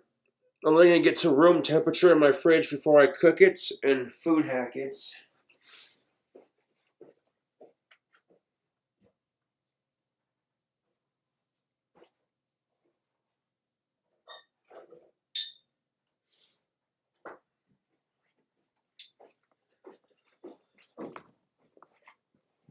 Back to the rant. Representation. You don't have so much dirt. Which is why there's such a high percentage of fatherlessness in the poorer boroughs. It's been driven by agencies who have vested interest in driving men out of the family. So now you're gonna bitch because you're 35 years old, you've never been laid, wah. Then you finally get laid, then you think, I'm gonna marry this chick, cause she's the one. And then she fucking screws your ass in divorce court. That makes you pay for child support for kids and a wife that don't appreciate you. Fucking goddamn it, that is just brutal. Could you imagine these guys who are whining because they haven't been laid yet? And then you see all these men who have been screwed over because they got laid. Abstinence is the best form of birth control, I say. And yet, you will hear social commentators bewailing the fact all the time that children who grow up in single-parent households with no dad around are at a disadvantage. The prison population, every statistic proves that. And then we're told that feckless dads and all the rest is the cause of so much breakdown in communities and all the rest. When there's a vast system at local authority level and national authority level that will only accept evidence from females in the removal of dads from the family home. Now, Nigeria, parental alienation applies to 95% of mothers, 5% of dads, because the men have control there, which I don't agree with. In the UK, it's the other way around. 95% of the non-resident parents are fathers, 5% are mothers. There's abuse either way. We have to get towards what I call gender-neutral impartial professionalism, to get away from what I call the current child endangering gender discrimination. This business of family breakdown years ago was estimated from the Centre for Social Justice as costing the UK taxpayer then £49 billion a year. That was 6-7 years ago. I assume it's 55 to 60 billion now. But there's only 2 or 3, 4 billion pounds worth of income derived by the professionals. But they protect it zealously. Then you have the entry system, because the entry determines the outcome for far too many. Most fathers, once they're booted from the family home, and ever since LASPO came in 2013, the amount of applications and awards have increased by a factor of 300%, citing domestic abuse. So you can only get legal aid if you cite domestic abuse. The gateway agencies are predominantly female, 95% only. So that's straight away, the state is sponsoring the removal of fathers who are automatically deemed as perpetrators, without a shadow of evidence. I have never been cautioned, charged, or convicted. Been interviewed by a policeman? Nothing. Broadly cleared in the finding of fact 3-day hearing on the civil court. And most fathers I help, which used to be pre-COVID about 300 to 400 newcomers per year, have never been charged or cautioned or convicted. Yeah. They've never seen a criminal court. So the system is, you would say, weighted. I mean, consciously and deliberately weighted against the men. Absolutely. But that is the problem as I see it, that we need to remove the extraordinary gender bias, the sickening gender bias, and move towards neutrality. And unless there's criminal evidence of a criminal standard against a parent of either side, And bear in mind, more children are killed by the mothers than by the fathers. Yeah. So yet the fathers are deemed the risk. That we need to move towards far less adversarial and more, I hate using the word holistic, but letting the children have proper relationships with both parents and the wider families. Huge amount of grandmothers are not seeing their children. If men and women are equal, why is it all right to discriminate against men but not against women? Someone who has studied the effects of positive discrimination is Martin Daubney, a former MEP. That is a question. I fully agree. If women and men are equal and it's not okay to discriminate against women, but you can do it to men, how is that gender equal? Positive discrimination, how is that even a thing? And founder of the Men and Boys Coalition. Cole, he's my miracle child. So how does your miracle child get? I mean, it's so manifest, it's difficult to know where to start. Let's start with education. So one of the big things that I made my pioneering work in was the working class boys in Britain, especially the white working class boys, have been the bottom of education for 20 straight years. And that's from kindergarten to university, all the way through, irrespective of background, social class, poverty, single parents, you name it. Boys always fare worse and white boys fare the very worst. And yet, when we raised this with the charity, the Men and Boys Coalition, I wrote articles for the Times, the Sunday Times, the Telegraph, the Daily Mail. I was on ITV this morning. I was on Sky News for years. I went to committee room meetings. I sat down with David Lammy. I sat down with numerous Conservatives. You put the data in front of them. They just weren't interested. They said, well, if we push back against this, we're expecting problems. And I was like, what are you talking about? The thing of it is, YouTube, is now that blacks and women and minorities and trans and gays all have rights. And people are starting to go, hey, you know who's have rights the longest? These straight white men, these straight white folks. So straight white cisgendered people are now starting to get targeted. It's not as bad as like everyone else. That's just me checking my privilege.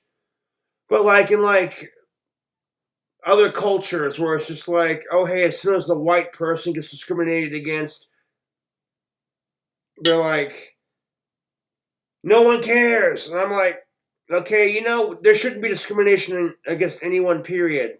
Unless you're a sick fuck. I'll drink to that.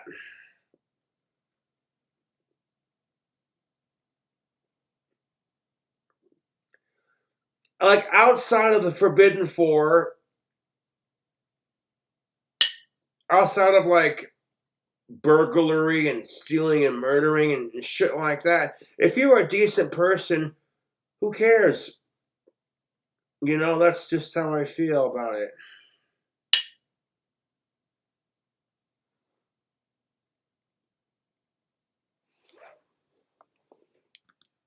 So they've already got problems. Yeah, the problem is there, and the data is here. Look, here it is, and more than that, we went around the world. And again, if people are feeling like they're discriminated against, welcome to what everyone else has to fucking deal with. Like, it's the truth.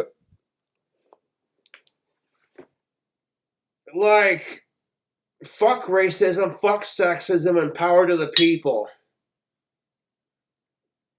This is the kind of crap that everyone else has had to face to some varying degree or another. And now that us whiteys are getting a very, very teeny tiny, teeny, weeny, tiny, small taste of discrimination, we're throwing a fit about it. And I'm like, wait. At the same time, it's like, wait, if your side spends all this time fighting for equality and to end discrimination, why would you do that to someone else? It seems, I don't know, hypocritical. Just asking for a friend.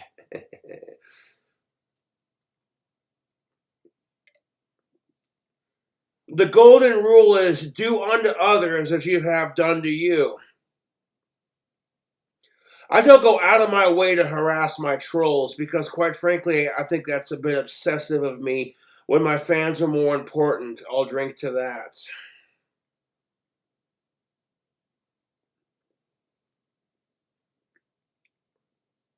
My trolls are honestly pathetic, but my trolls are honestly the tip of the iceberg. Compared to the world's bigger problems, there are children out there who are dying of cancer. That's why I don't bitch about my trolls, man. Because imagine being a parent in that situation. I don't want to think about it. The best practice in places like Sweden, in places like the Bronx in Sweden, got a very proactive kind of attitude towards paternity leave for men. So there was some form of equity. So in the UK, you get 2 weeks off if you're a dad on statutory minimum £122 a week. In Sweden, you get 80% full pay. It's like furlough for dads. And as a consequence, more men took an active role in parenthood. And so women were allowed to go back to work. It helped women. When we brought this evidence back to the UK, MPs like Jess Phillips and the usual suspects said, well, we don't want that. It's sexist. And you start to realise that institutionally and politically there's resistance everywhere to giving equality to men. Because men have had the better end of the deal. That's the only reason why if you try to ask for male equality, they look at you and they laugh. Like, yeah, but you men have had it pretty good compared to, like, women for the last, I don't know, century and a half or so, give or take, or more. Women have been getting treated like second-class citizens for centuries. Women have been getting treated like second-class citizens for centuries. And now they got their fucking rights, and unless you live in like a third world country, Western women, instead of bitching about the patriarchy, these Western women are like, oh, you must respect my hairy armpits, otherwise fuck you, you're a sexist. I'm like, yeah, but no one gives a shit. If you're a Western woman and you want to say, fuck you, I want to shave my head bald and grow up my armpit hair, and then dye it 10 different colors, nobody's going to stop you. But if you're in a third world country with, like, say, Sharia law, fuck you and your Sharia law bullshit. Women have to beg for an education. Western women talk about how oppressed they are because, hairy armpits are gross. Even though men are told exactly the same bullshit. Shave your body hair with the new Manscaped version 4.0, not a sponsor. Women talk about oppression in a Western society today. There are women in third world countries who are going, oh, aren't you lucky?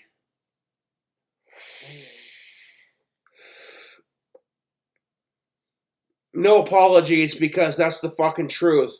There are women in third world countries who are living under Muslim Sharia law who have to beg their husband for an education and risk getting raped or beat the fuck up for even attempting to ask. It's disgusting the way these women get treated. And you want to fucking bitch because you're hairy armpits. Fuck you and your entitled cunt bullshit.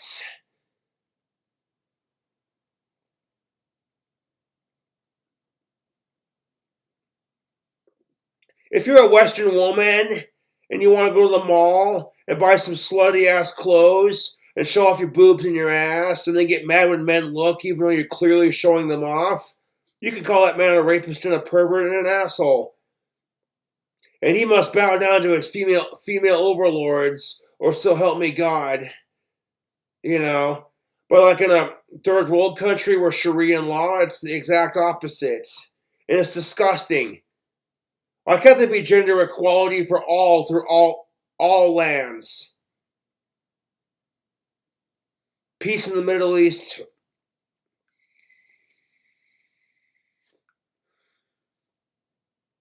Power to the people. Peace in the Middle East. Gender equality, baby.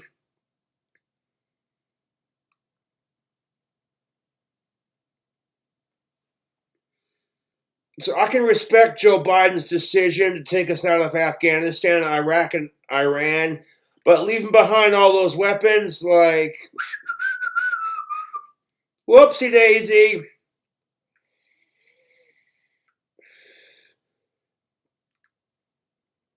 I say let the Taliban and ISIS fight it out. And whoever survives, survives. And you fuck with America, we'll come to your goddamn country for another 20 years, motherfucker. We gives no shits.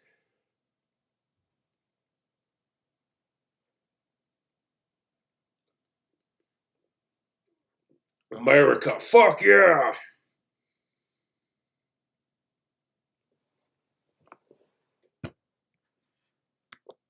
On from education for a moment towards where most people think of positive discrimination happening, which is in employment, and indeed in politics, for that matter, or women shortlists, which is an initiative of the Labour Party.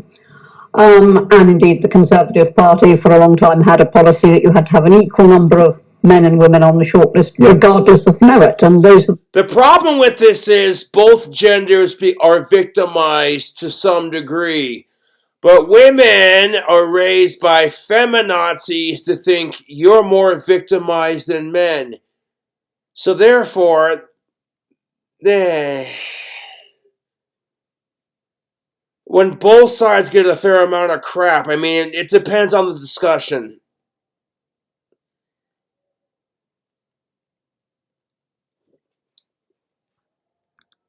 crucial words, regardless of merit. Yes. Let's look at employment for a moment. Quotas. For example, when it comes to a divorce court, men get the raw end of the deal, whereas women are favored. When it comes to going through puberty, women have a harder time with puberty than men do. And you must have X And number. vice versa. It really depends on the situation. On a board, you must have X number of women here and there. 38 minutes and 48 seconds. But for the man, that means that he begins at a disadvantage. Now, how does trying to eliminate one disadvantage by causing another disadvantage get us anywhere? Well, it doesn't. It's more the back. See, because men are placed at some sort of disadvantage, just like women, when it comes to certain issues. This is why women and men, we gotta stick up for each other, but at the same time, if you know that your fellow man's being a piece of shit, lying bastard prick, or your fellow female is being a cunta, and she's lying through her teeth, you know, yeah. Well, like I said earlier in the video, if you're a dude and you stick up for your fellow dude, you get met with the argument of course you're gonna take his side. All you men are the same. And it's like, if us men made that argument towards women, we would be called a fucking sexist. Of course you're gonna take her side. All you women are the same. Fucking harpies. You know what I'm saying? You never hear the end of it. And I got mad respect for women, even if they don't want to fuck me. It's just being a decent human being. You know, I'm not going to go out of my way to harass women and men just because of their gender. But if you fucking harass me, oh, get ready for the shitstorm. Yes.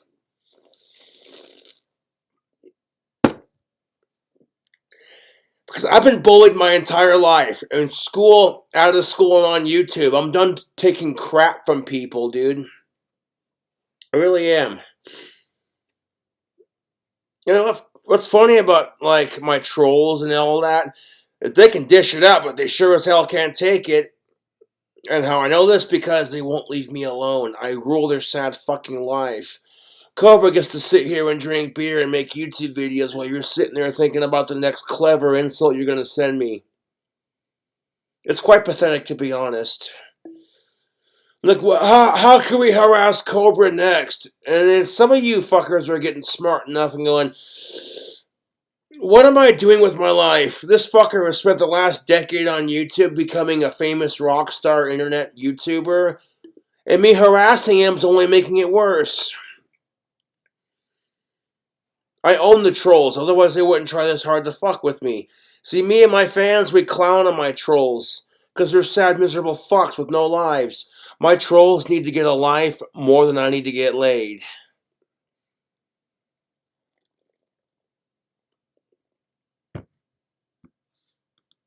It's the same old stuff. Like, every time my trolls text me, they suck my cock just a little bit harder. So I'd like to personally thank my YouTube trolls for their support and for ending my dry spell. I remember I was talking about shared parenthood and fathers having more access to paternity leave, and I was invited into all the big corporate banks. I was a token bloke. I was in rooms full of the most powerful feminist women on the FTSE companies in Britain being told that men had privilege and advantage, and I was like, well, where are all the men? There aren't any men here. Did you actually ask that? I did. And what was the answer? They said, well, they run the FTSE 100. There are more men called John than women that run FTSE 100 companies. I was like, yeah, because what happens when you look at the data, and I got some data from HSBC Bank, they said globally, what happened was when people became parents, mothers typically worked less, and they were well paid to work less. There were rich schemes to enable them to stay at home with the mothers, and the dads worked more hours, irrespective. That's exactly my point. Like, women are encouraged to be stay-at-home moms, while dads are encouraged to go out and work and bring home the bacon and be a man. Her. So then when that's reversed and it challenges people's, like, ideology of men versus women, at the end of the fucking day, you gotta take gender out of it, man, and be like, look, you're providing for the household. Fuck your gender. Like, you know what I'm saying? It should not be about, like, who brings more. It's like you bring to the table what each other have. You know what I'm saying, YouTube? It shouldn't be about, well, I'm the man, therefore I'm expected to... You know, fuck that. If women can bring home the bacon, so can men. And that's just how it is. And you know what? If you can't bring home the bacon, but someone else does, you provide what you can for the relationship. Whether it's good sex, a good listener, or you help with the cooking and the cleaning and the dishes. You know what I'm saying, YouTube?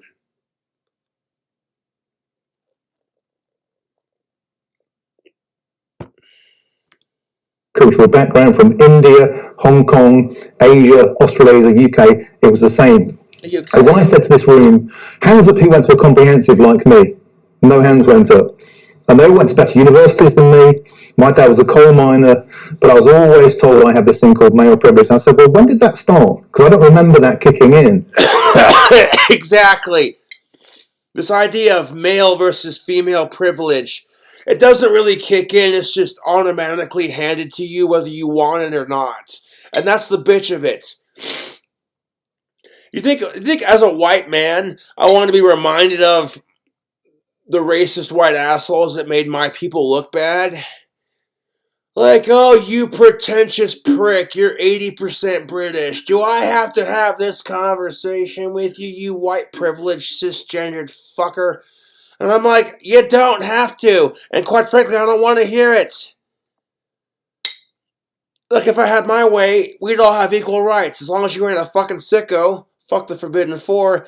But outside of that, you know what I'm saying? Like, for the most part, we'd have equal rights. If I had my way. But it's never going to truly be equal. I hate to say it, but it's the truth. Oh my god, my inner British comes out. My inner British comes out when I drink. You fucking wanker.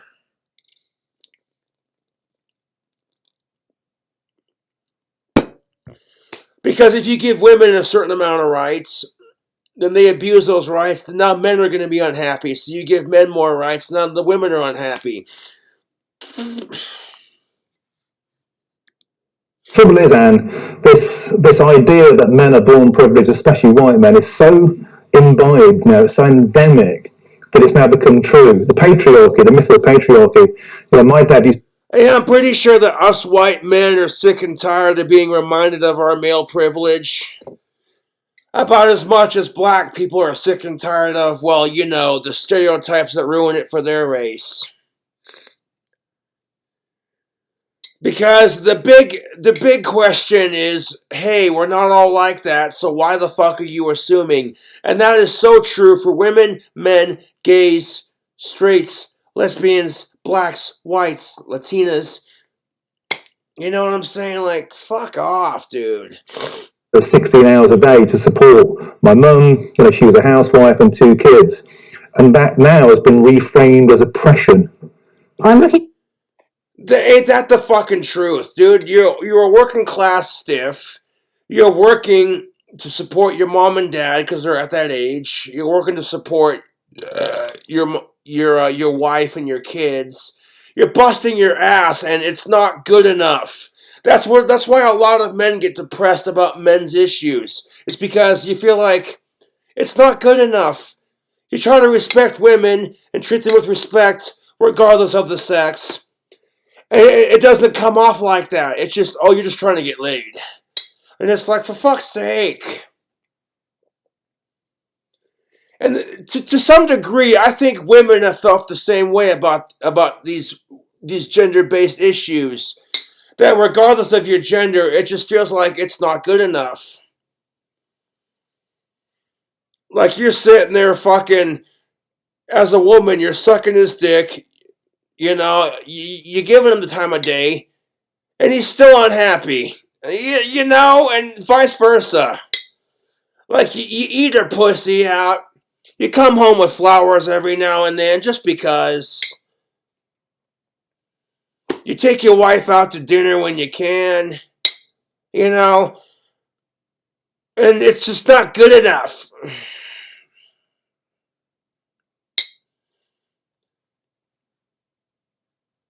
I can't always afford to take a woman out to eat. But if we're in a consensual of-age relationship and I got the cash to do it, trust and believe.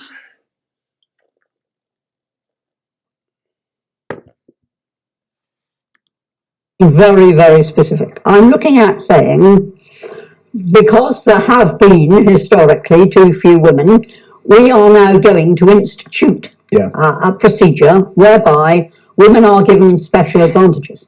Now, I'm a 70s feminist, not a 90s feminist. I'm a 70s feminist. And I continually amaze the next generation down when I say to them, when I graduated, it was perfectly lawful. I mean, utterly lawful to have an investment for a job with 2 rates of pay underneath. One for men, one for women. Was lawful. And that's wrong. But it was lawful. This is the point I'm making. Now, the 70s feminists said, we want a level playing field. We want total equality, and we will compete with the men, but we want to compete on the same basis. We don't want to stop.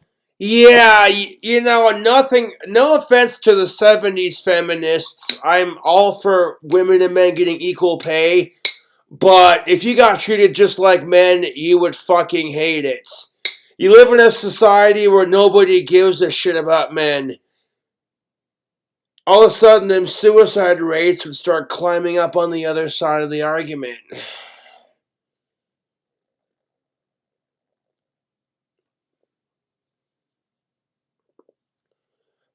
We live in a society where men get all this privilege, but no one gives a shit about you. Then you take away the privilege of women. So women fight for equality, but men don't get it. That's exactly how it is. These disadvantages.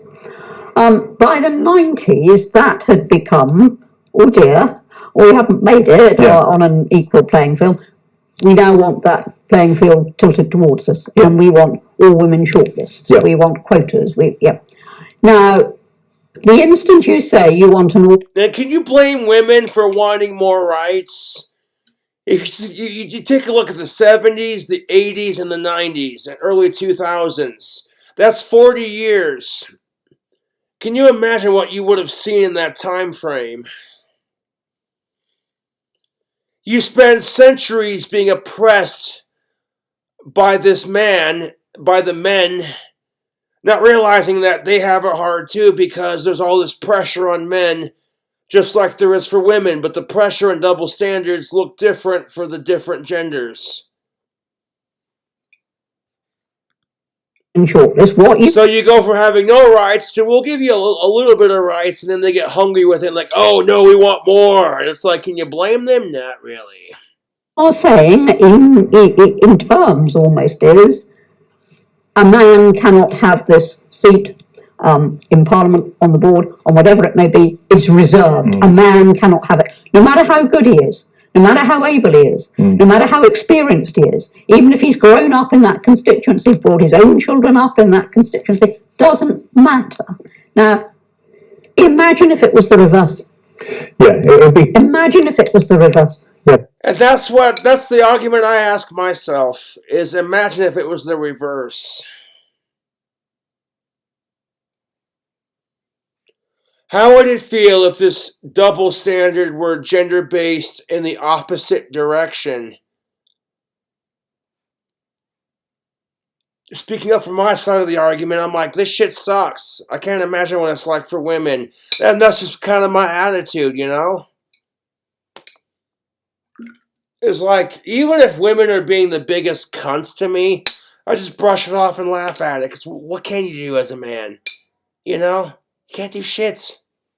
You're automatically the universal asshole, villain / savior. And what kind of fucking crap is that? We're gonna vilify men, but also expect them to be the hero? What the fuck?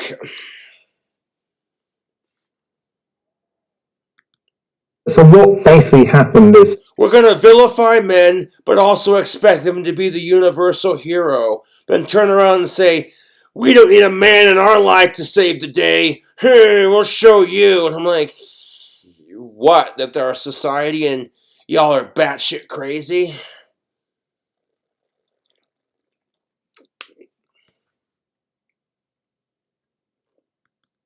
that a perception of historical inequality became a new inequality.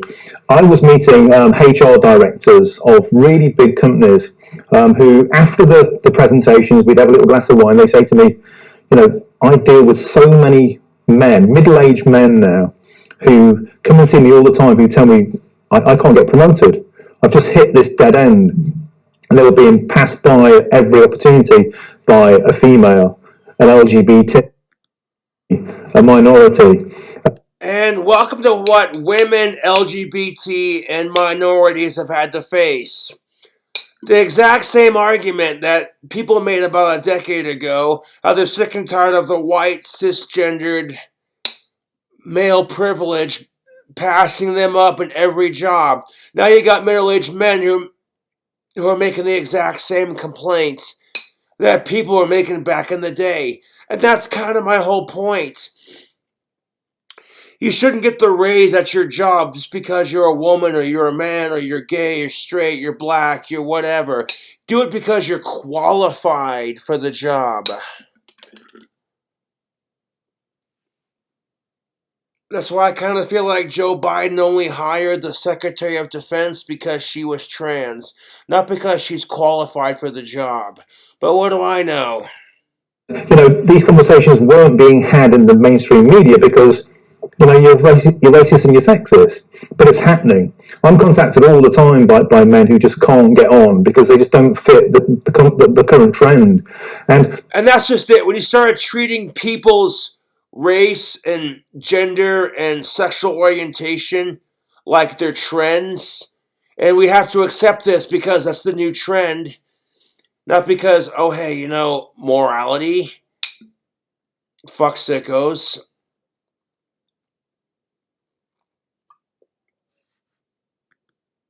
Organ shortlists are, I think, incredibly discriminatory. The BBC itself now, you know, won't hire, you know, men. It hires minorities. They specifically advertise for BAME candidates only as trainee journalists. Sky News now in London will not hire white people as part of their employment policy, and the same with men.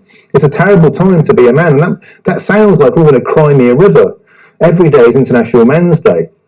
But my point is that you don't address something that was wrong by reintroducing something that's also wrong. And that's exactly my point. So if it's wrong to discriminate against people because they're gay, straight, lesbian, trans, bisexual, queer, black, yellow, brown, somewhere in between. And it should be wrong to discriminate against cisgendered straight white men as well. That's called equality. And we're not going to have like true equality, but we'll have something close enough to it. And if people could get over themselves, we can make it work.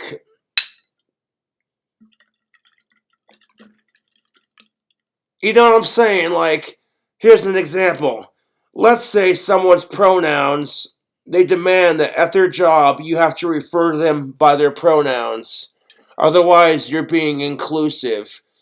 But what if some other coworker of theirs says, "Well, that's against my religion. I don't believe in pronouns." That's exactly what I'm talking about. Like, it's never going to be truly equal, but equal enough to where we can satisfy most everyone. The thing is about this, when you look at the most progressive countries around the world, let's look to Scandinavia. So Finland is a shining beacon of equality. They spent millions and millions, if not billions, of euros advancing equality. So they put money into STEM, science, and all that for women, and they encourage men to be teachers.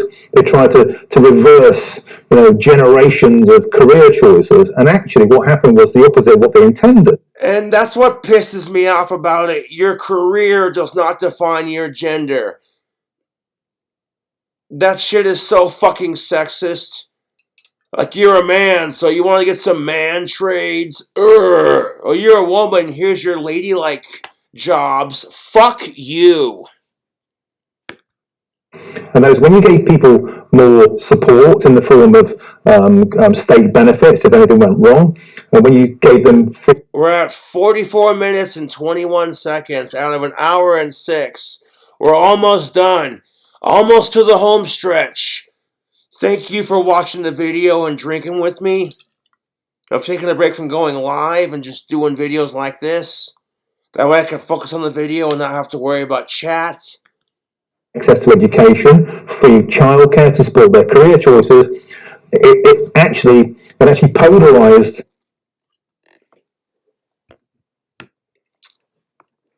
Beer piss.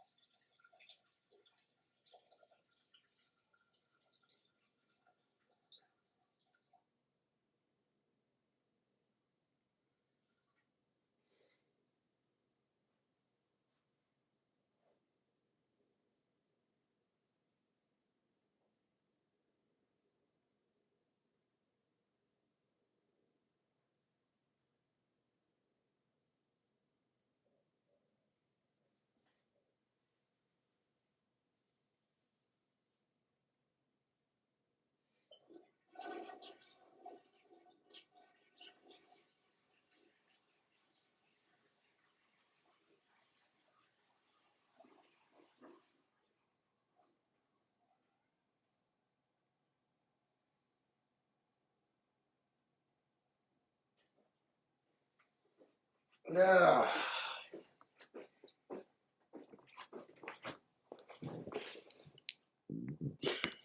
The genders towards where they just were already. In fact, even more so. There were more male engineers and there were more female nurses and teachers. Because guess what? If you allow people freedom of choice, they tend to go where they want to go. Yeah. Caring professions, the more kind of mathematical, process-driven career choices. And so you can spend an eternal amount of money trying to reverse this.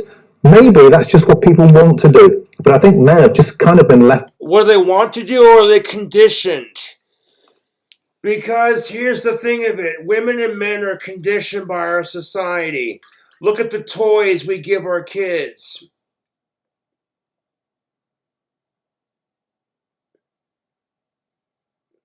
We're giving our little boys G.I. Joe dolls with plastic M16s.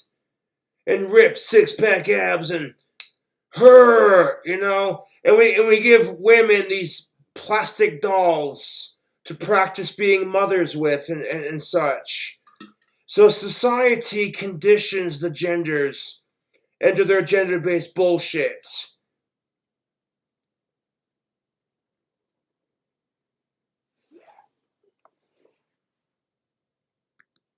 And one of the tragic consequences of that, of course, has been this sort of suicide epidemic.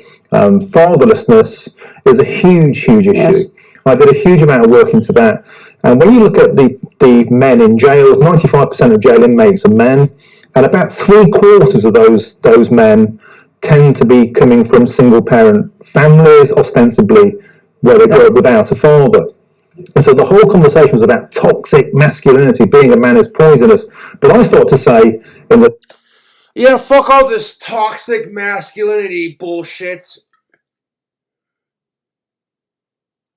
What about the toxic society we live in? It's always toxic femininity or toxic masculinity. What about the fucking... No, dude. Our toxic society. Telegraph, when I was a columnist there, well, what about if positive male role models were around? Here's the evidence. If there's a positive man in a child's life, they're much less likely to go to jail, to abuse drugs, to abuse alcohol, to have a criminal record, better educational outcomes. The evidence is there.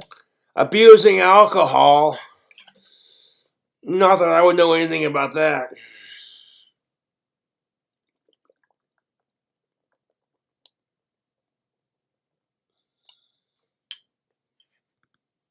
And yet, the headwind of political discourse or media discourse is that men are bad. And it's incredibly damaging for men. Well, why haven't men fought back? I agree with that, but you must remember that now... because we're not allowed to fight back, to answer Miss Ann's question. Because if men try to fight back against the same patriarchy that gives us shit as well, we get labeled as toxic masculinists. We get told you're sexist. Because when you got these women who hate men so much, the thought that oh my god, they experience crap too. There are some women who are so fucking close-minded to the idea that men suffer too. Just because you don't have periods and give birth to children doesn't mean that we don't suffer too. There are some women who are so close-minded to the idea that the second men turn to stand up for our rights, we get told, shut up and quit being a pussy about it.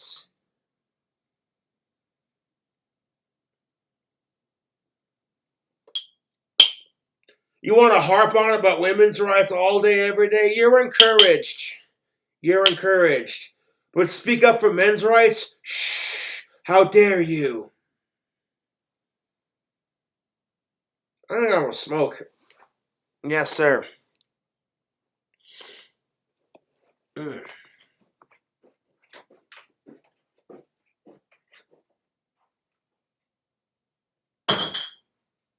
This video is not done by any stretch of the means. Want to do the entire fucking video in one sitting? Grab me a pipe. Step outside for a puff on the old nicotine. I'll be right back.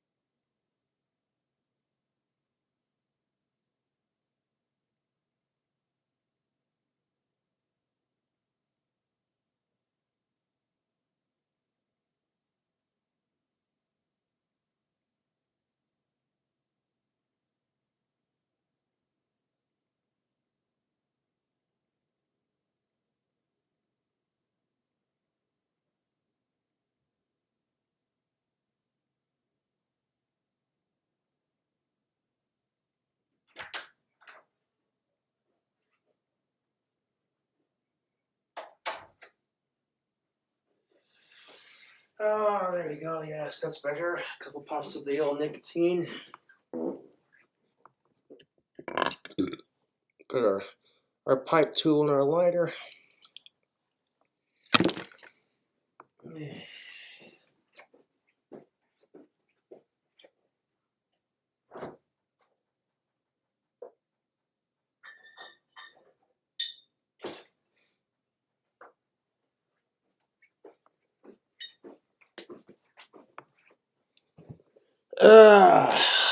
Yes. Huge headwind of the media. So the media are so bought into the notion of white male privilege, and that's because of academia. So downstream, for all this time, these people are coming through an entire system where they believe in patriarchy, they believe in white male privilege, they believe in toxic masculinity as truth, as religion. It really is. Because if we're going to talk about toxic masculinity, let's talk about these man-hating feminazi cunts who give feminism a bad name. Bloody hell.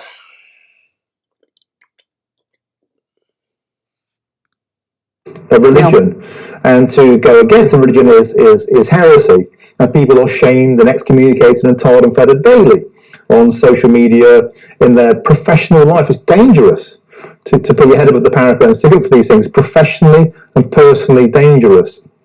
As a consequence, we do have a generation of men that are quite meekly taking this. I do concur on that. When one looks at things called the gender pay gap, I mean, a lot of it is because women tend to work part-time when they've got families, they take maternity leave, so they lose time at work, and whatever it... Women are allowed maternity leave because they're the ones that get pregnant. That's how it is. If men were able to actually get pregnant, not this transgender bullshit. No offense, but I support trans people, as long as you ain't creeping on kids.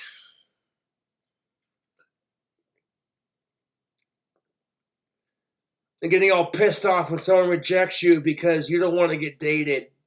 That, you know what I'm saying? No, it's bullshit. You get called a transphobe because you don't want to date trans people, and it's like, that's a preference, dude. If you're not going out of your way to harass them because they're trans, how is it harassing them? Sounds like someone's just butthurt because you ain't getting none.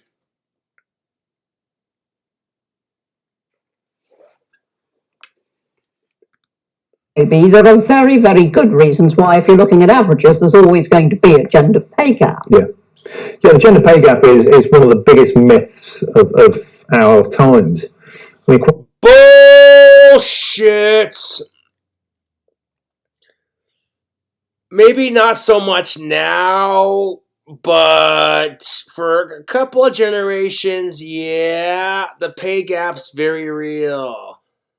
And if you do not see the pay gap, then you are blinded by your male privilege. Simply, if you look at all the... You know what I'm saying? Could you imagine if women were going off and saying, all those men getting screwed over in divorce courts? That's just a myth. That doesn't really happen. You'd have a million men screaming, excuse me?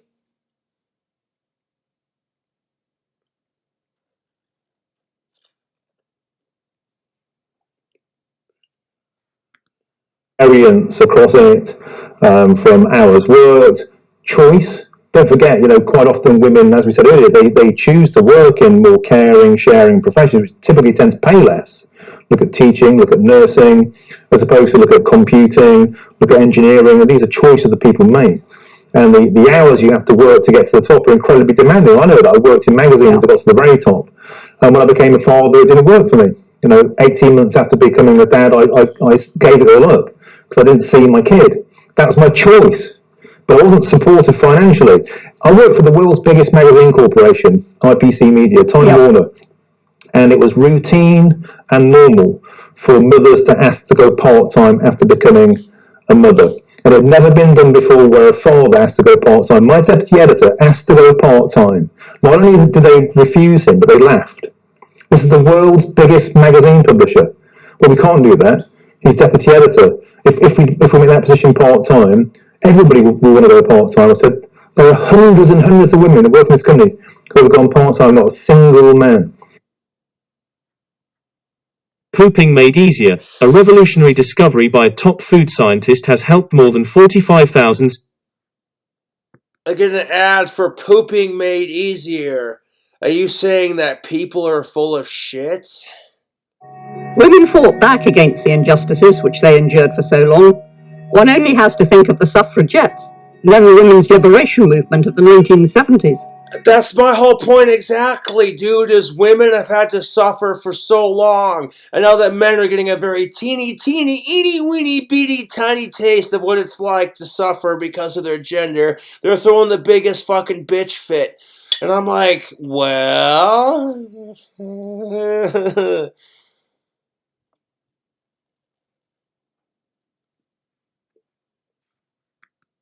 And the subsequent arrival of the equal opportunities legislation. Yet there are many areas in which men suffer.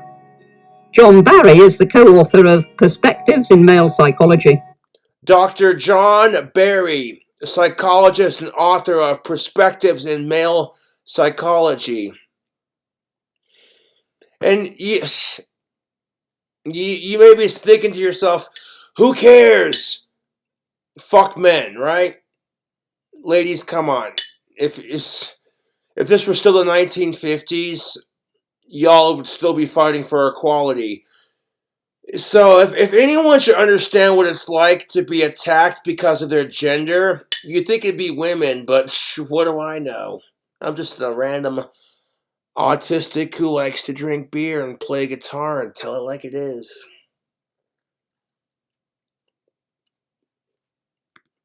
And he has looked at a number of indicators. But one of my most pressing questions is one of the most baffling. 48 minutes and 51 seconds. Why don't men make as much noise about their injustices as women would? Because they can't get away with it. If men face injustice in our society, they get told to shut up, quit being a pussy, and check your male privilege, you fucking pig piece of shit. But if women make, and rightfully so because women have suffered longer, okay, so it's kind of fair/unfair in that circumstance. John. Because men are afraid to speak out about their rights. They're afraid to be labeled a toxic male or like, you're just sexist towards women.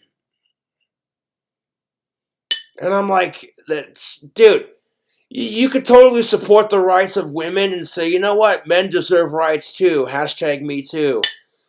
And vice versa, women can do the same thing. And if we all did this and we worked together, i.e. #power to the people, we could change the world. One person's not going to change it, YouTube. We've got 75% of all suicides are male. A third of all... Fuck suicide, I'll drink to that. Haha, because living is just a slow way to die. Domestic violence cases are against males. Women overwhelmingly get access to children and custody in the... And you don't want to know why men commit suicide more than women? Like I said, society doesn't give a shit about men. Because they don't have a pussy to offer. That's the cold truth of it.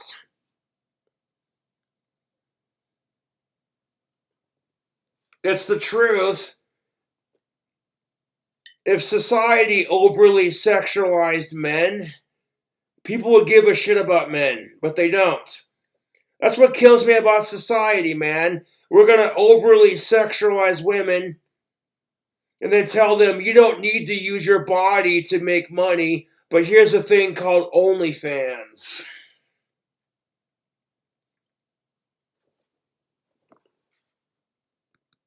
Family courts. Men are pursued by the CMS for arrears, sometimes based... What it comes down to is men are being used for their money and their baby gravy, and women are being used for their pussy and their dick sucking and whatever else they can provide for the relationship. That's why Love and Vanity goes so hard. My album, Love and Vanity. The two skeletons on the front of love and vanity, it represents internal love, the sacrifice. So it's got a really powerful, beautiful concept to the whole thing. And people are liking the avant-garde metal that I produce. Calculations that are patently obviously wrong, and that pursuit can go on for years. And we have a situation in the employment market in which there can be quite active and overt discrimination in favour of women, or indeed of minorities in general. Yet men don't seem to be doing too much about it. What's going on? Because what the fuck can we say as a man? Before I hear this gentleman's retort, the reason why men don't do shit is kind of like when your woman's beating the fuck out of you, and why you should just stick your hands in your pocket and walk away, because as soon as you defend yourself, you're the piece of shit who hits women, and nothing you say is going to defend you against that. Do you think the court system gives a shit if this woman was beating the fuck out of you and she held a knife to your fucking throat? Oh, fuck no. The second you raise your hand to defend yourself, you're the piece of shit who hits women. And sometimes couples hit each other, and that's just not healthy. Because I know what people are going to say. Oh, well, yeah, Cobra, but you're Ozzy Osbourne's biggest fan. Didn't he try to kill Sharon one time? And I'm like, fuck you.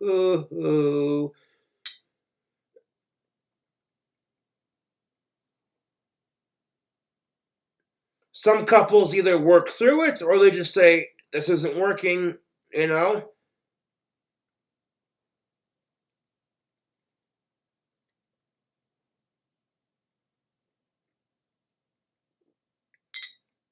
Ozzy Osbourne made a conscious decision to get sober for his family, and I can respect that.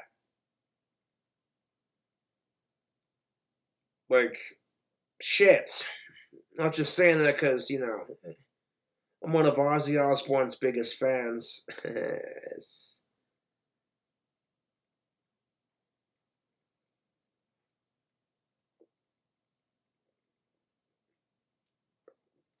Because no one's going to question it. If a woman beats the fuck out of you, it's probably because she was defending herself, right? But if it's gender reversed, and she's the one that does it to you, and you defend yourself, you're the piece of shit who hits women. That's why men don't speak up for their rights. Because we feel like, what's the point? No one cares. That's exactly how it is, YouTube. A lot of men feel like, what's the point? No one cares about men or men's rights. As long as if we can fix the house, fix the car, provide money and solid dick to our woman, then they care. Oh, you're a provider. Good job. The fucking sink breaks, you can fix it. The car breaks, you can fix it.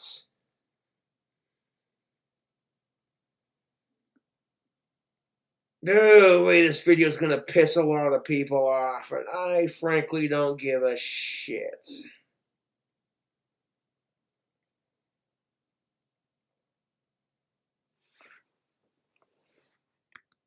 Really interesting question. So there's so many bad things that are happening to men, but men don't seem to be doing very much about it. Partly might explain that as being a traditional male stoicism, but here's the thing of it. I don't care how drunk I get, I would never, I would never get violent towards a woman unless she was violent with me. Because you throw in the fact of, one, he's a male, and two, he drinks. That's all it takes. And then our society's like, oh, he's a piece of shit. It's like, what if, hypothetical, she hits him first, and he drinks because he's too much of a chicken shit to break up with her? You know what I'm saying? Those circumstances do happen. No disrespect to anyone. I think that there might be more to it than that. I think there's a tendency for people to, in terms of group identities, for them to form in groups of people who are like themselves and then favor people within that group. And then people who are unlike your identity, you'll tend to kind of work against them or even discriminate against them. And Couples, y'all should smoke pot together, have more sex, less fighting, better communication. The man rocks some of his tactical soap. He treats her like a goddess without expecting nothing in return. Then she in turn treats him like a god without expecting anything in return. Watch your relationship flourish. You start doing shit together, like you cook, you clean together. You know what I'm saying, YouTube? Why put all this fucking pressure? Okay, it's dinner time. So your woman's cooking for you. Very stereotypical, yes. But if she fucks it up, it's all her fault. But if you fuck it up with her, you messed up as a couple instead of putting it on one or the other. So couples who cook, clean together are happier together. That's just the truth. Like, maybe you hate dusting, but she likes it, so she'll do it. She hates vacuuming, but you'll do it. You know, kind of thing. Like, relationships are give and take, YouTube. for almost all identities that you could think of, you will find that people form these in-groups and these out-groups. Interestingly, it doesn't work for the group identity of men. Men tend not to want to help each other, help other men under the identity of men. They might help other. That's what separates women from men. I kind of feel like is that women, even though you all hate each other, you'll still help each other. But men, if I hate some dude, I'm not gonna help him, dude. That's just how it is. I mean, at the end of the day, you want to criticize it, YouTube, but it's just like, why the fuck are women best friends with the woman they secretly hate? But sometimes the genders gotta stick up for each other, you know? Because we're all struggling in some way, shape, or form, YouTube.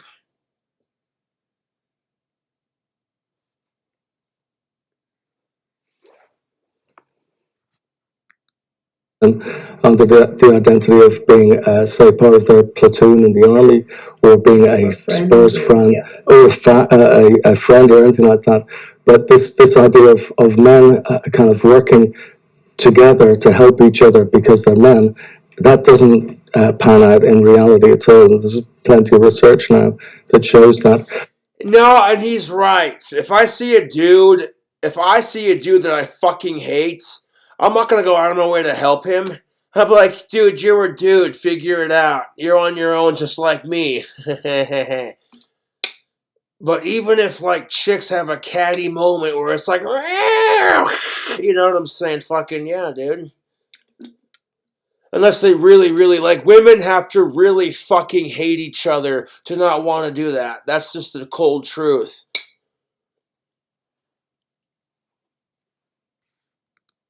On the other hand, you'll find that women will pull together and they will help other women because they're women, and they will favor women over men. Mm-hmm. When it comes to, like, women versus men, women will favor women over men almost 95% of the time, unless it's her husband or boyfriend. And that's really shit because, you know, if men had the same mentality as women did when it comes to, like, just coexisting with your own gender. You know, it's not about how big your dick is or how loud your muscle car is or how big your muscles are. It's just like, hey man, we're both men. We get it. It sucks. Being a dude sucks. Being a chick sucks. Why can't we all just get along and help each other?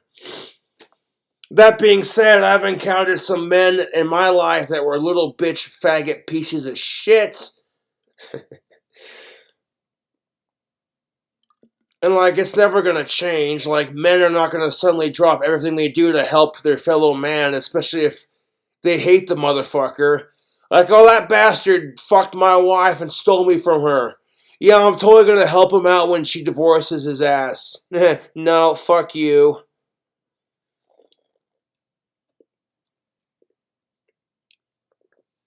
Some dude fucks a chick that some other dude's dating, and that chick goes out with the second dude, and the first dude steals the chick from the other dude. You think that dude's gonna be like, oh yeah, that dude's fucking crying because my fucking psycho cunt ex fucked him. Well, I'm gonna be like, no, you inherited that mess, now you deal with it. Yeah. Because of the identity of being a woman. What is the impact on a man, for example, of being told by a court that he can see his children every fortnight? And then the woman, in a breakup that's not amicable, then the woman decides, well, actually, she'll find an excuse and she'll thwart access and she'll thwart access and she'll thwart access. Now, we know that he's got very little legal recourse. He can keep going back to court, but all the court say is what should happen. They don't actually enforce the happening in the same way that they would with a man if they wanted to enforce, for example, supervised contact, they would. But they don't seem to enforce it with women. What is the psychological impact on a man in that position? Devastating. So there isn't a huge amount of evidence. Devastating is like the least of what you could say.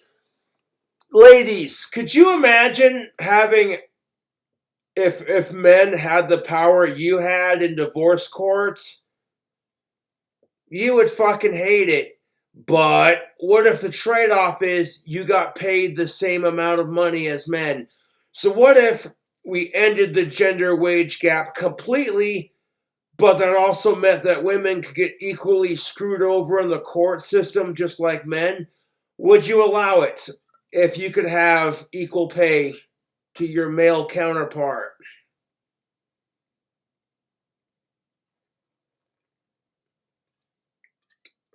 How many fucking country songs are we gonna have about some dude going, she took my tractor, she took my granddaddy's 12 gauge, she took my truck, she took my dog, she took my trailer. Fuck that bitch, she took everything. You know, how many fucking times are we gonna hear about fucking Taylor Swift with "Don't break my heart, my achy breaky heart"? That's Billy Ray Cyrus, you ignorant I know, as being a smartass. Yeah. And again, you might wonder why people aren't researching this sort of issue, but there's not a huge amount of research that goes into exploring the impact on men of not being able to access their children. But what research is there is really important. It does indicate that men's mental health takes a big hit. Suicide rate is definitely influenced by men having problems with the family. Suicide rates are influenced by the environment in which we bring up and are brought in, plus society. Fuck suicide. And access to their children. And you could estimate, I think reasonably, about 20% of male suicides are due to family courts and restricted access to children. I think it's something that if more people were able to really take on board the impact that dads have when they're not able to see their children, I think that it might melt people's hearts a little bit, and there might be a little bit more empathy for them. Yeah, because if women who genuinely love their children were forbidden to see their kid because of their stupid psycho ex, all of a sudden women would get a much better appreciation for the privilege they do have in life. And if men were to experience the heartache that women have had to face for centuries prior to the Women's March, they would have a greater appreciation for their own privilege.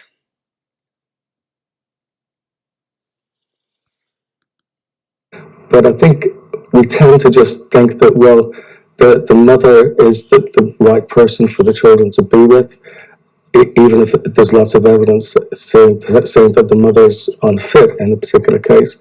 But also that the dad is just not seen as being the right sort of person to care for and tend for their children. And it's probably true that men and women do tend to have different parenting styles, but it doesn't mean that a man can't bring up his children or be extremely useful. Another way of looking at it, extremely useful for his children, for their dad to be in their life. Hi, it's Alexis.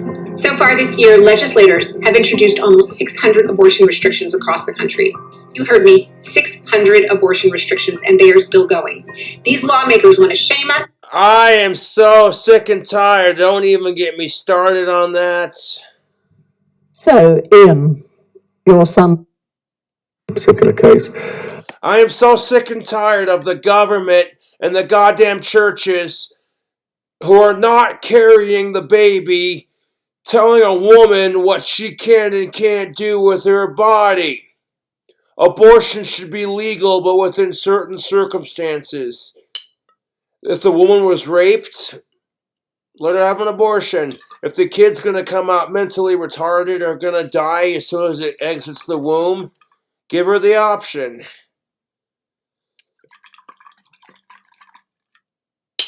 Don't even get me started on that. Like, what if she was told that, oh, by the way, your kid's going to come out mentally retarded and they're going to live to be about 30 years old and they're going to die. And it's going to be super expensive on your medical bills. Sometimes it's like putting a puppy down with cancer. You don't want to do it because the puppy is super cute, but it ends up being the humane thing.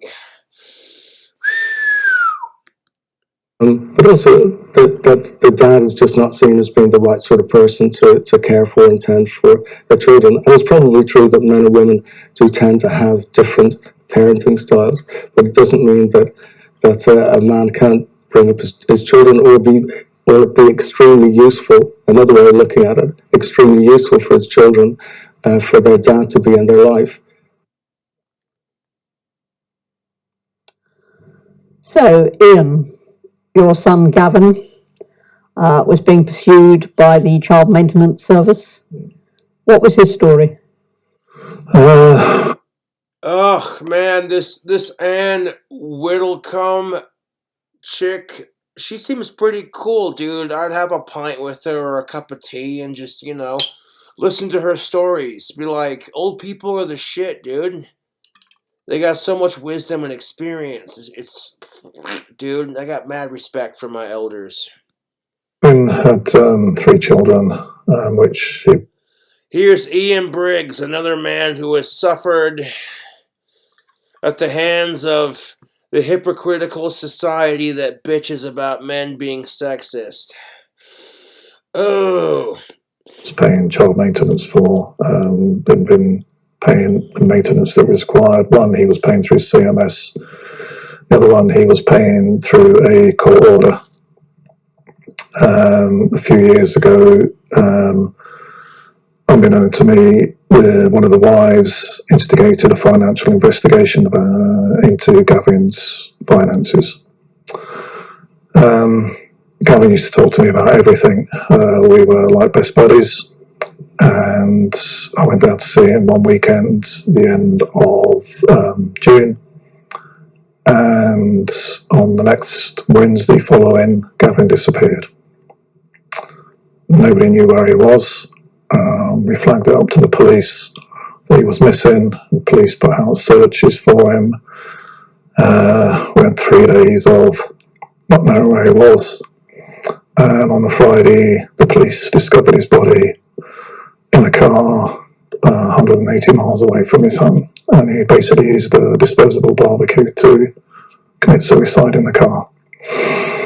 How long had the CMS been involved with him? Gavin had been involved with the CMS for about... So this dude lost his son to suicide because of these fucking double standards. Jesus Christ. You know, fuck suicide. If you're being screwed over by the same system that screws over women, speak up about it and be like, this is how I feel. You know? When it comes to like being divorced or like just battle of the sexes bullshit, you gotta think about how much women have had to suffer to get to this point to where they can just dominate men on these areas. It doesn't mean that men should have to suffer either. You know, it's just like, why can't we have some sort of basis of equality? Like, ugh. 15 years, first as a resident parent because he was bringing his son up from the age of 3 to the age of 13, first as a single parent, and then when he met somebody else, he remarried. So he'd been involved with CSA as it was, and then the CMS. And I'm not saying nothing bad about this, but if your first relationship failed and you already have a kid, why remarry or get a second one? I've often been someone who says if you're a single parent, you should date other single parents. It works out like that. You know what I'm saying, YouTube? Yes.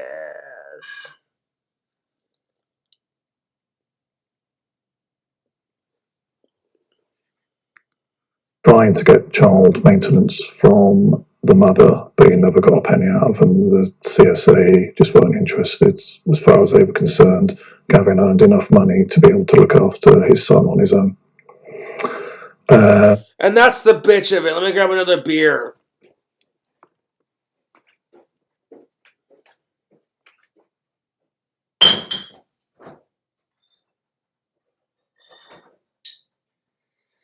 Is if you're a single parent and you're a dude, people just expect you to be able to automatically provide. Even if you're struggling, they don't care. You didn't push it out of your vagina, so fuck you, you male pig piece of shit. All these programs that women have, like if you're a single mom and you're struggling to raise your kids, they got all kinds of programs to help you gals out, and that's just fantastic. Cool, hunky dory. But what about the men who are struggling?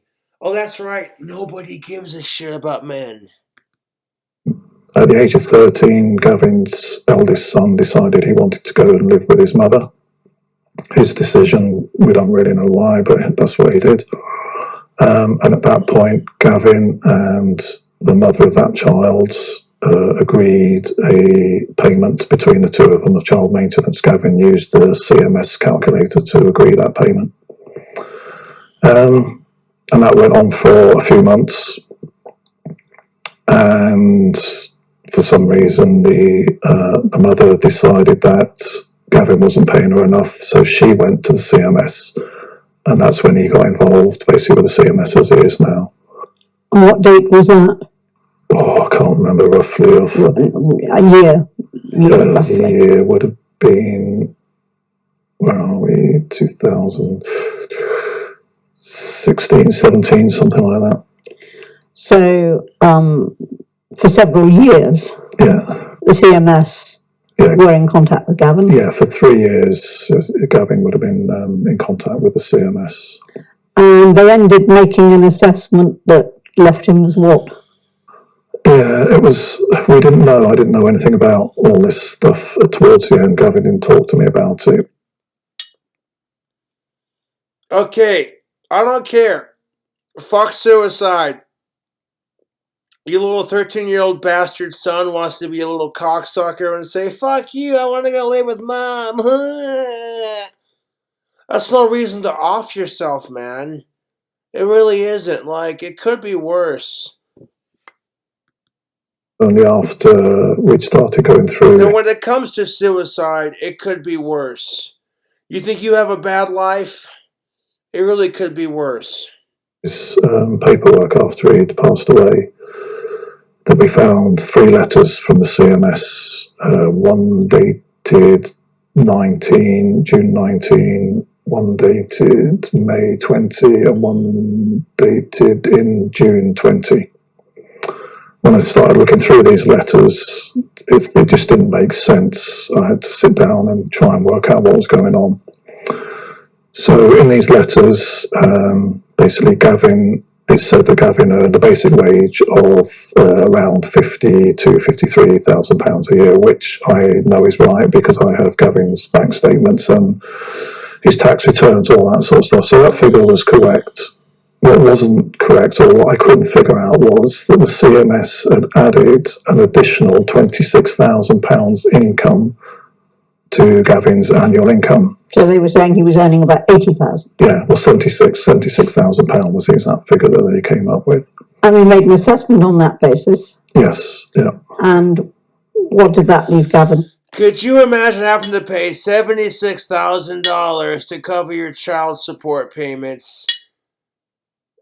All the money you go and make up the factory is going towards a kid who doesn't appreciate you, and going towards a fucking cunt of an ex-wife who's fucking someone else's of-age cock. You know, this is why men get depressed about this issue. Well, it wasn't just the £26,000 that was wrong.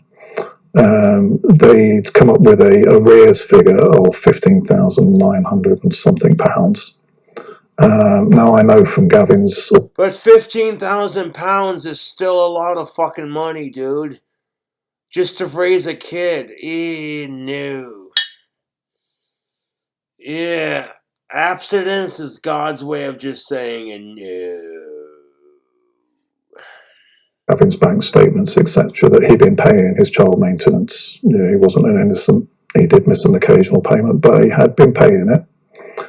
The only reason they gave Halle Berry child support payments is because she can afford it, and to give men everywhere hope. Like, holy crap, the woman got slapped with child support payments? Did hell freeze over?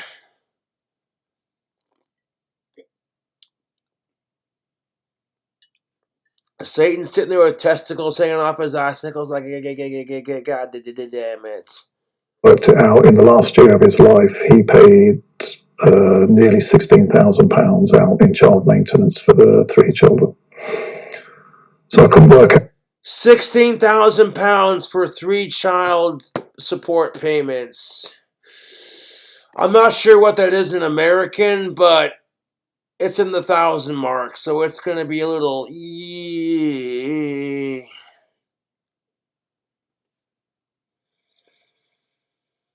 God damn it. 59 minutes and 3 seconds out of an hour and 6. The final stretch, YouTube. Where this £15,000 arrears has come from, he's only been paying child maintenance for 1 child for 3 years. The other 2 children, he's paying through a court order. He pays £269 a week through a court order. So the CMS should not have been involved in that at all. They're already getting like, the other 2 children are already getting like £269. Wow. So they're already getting a nice little chunk of change. This poor bastard's already fucking so broke that all he's going to be able to afford to eat is ramen noodles and a crappy studio flat. And like this, oh wow, dude, this is so true, it hurts. The only thing they were involved with was the 1 child, and they'd somehow figured out this £15,000 arrears in 3 years for 1 child. So I couldn't figure that one out. And then when I was going through all the paperwork and trying to work it all out, the CMS were also chasing Gavin for child maintenance payments for the other 2 children of around about £1,000. It varied on all 3 letters. They kept changing the figure for that. £1,000 a month? A month, yeah. Which would have been over and above the £269 a week that he was already paying. And when I sat down and put all the figures together about what they were expecting him to pay out, they were expecting him to pay out £2,669 a month in child maintenance. Or which would have left him having, I go to his bank accounts and his wages and that, would have left him £153 a month to survive on. It wouldn't even have paid for his petrol to go to work. That's fucked, dude. After child support payments, this guy doesn't even have enough money to live off of. People are telling me I need to get laid. I'm like, I can wait patiently. 10 minutes of sweet of-age pussy for a lifetime of headache and commitment. Yeah, I can wait more patiently. One, because women are sick and tired of dudes who are thirsty. And two, it's just like, y'all are thirst traps, dude. So the summary of the situation is that over a number of years, he was dealing with the CMS. They changed the assessments. Yeah. They finally arrived at an assessment that wouldn't have left him enough to get to work on, let alone pay all his other expenses. So the dude's pretty much fucked. After child support payments, this guy's son had to pay all his money. He is left with like £136. It's not enough to survive off of, let alone put petrol or otherwise, as the Brits call it, gasoline into his car. You've challenged that. Yeah. They'd be like saying, oh yeah, hey, you know, like, yeah, you owe your ex-wife and your kids all your money, but here's $156 to live off of. You have fun with that.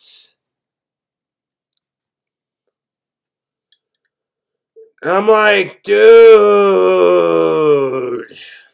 I know he challenged it because the first letter would have been the initial assessment.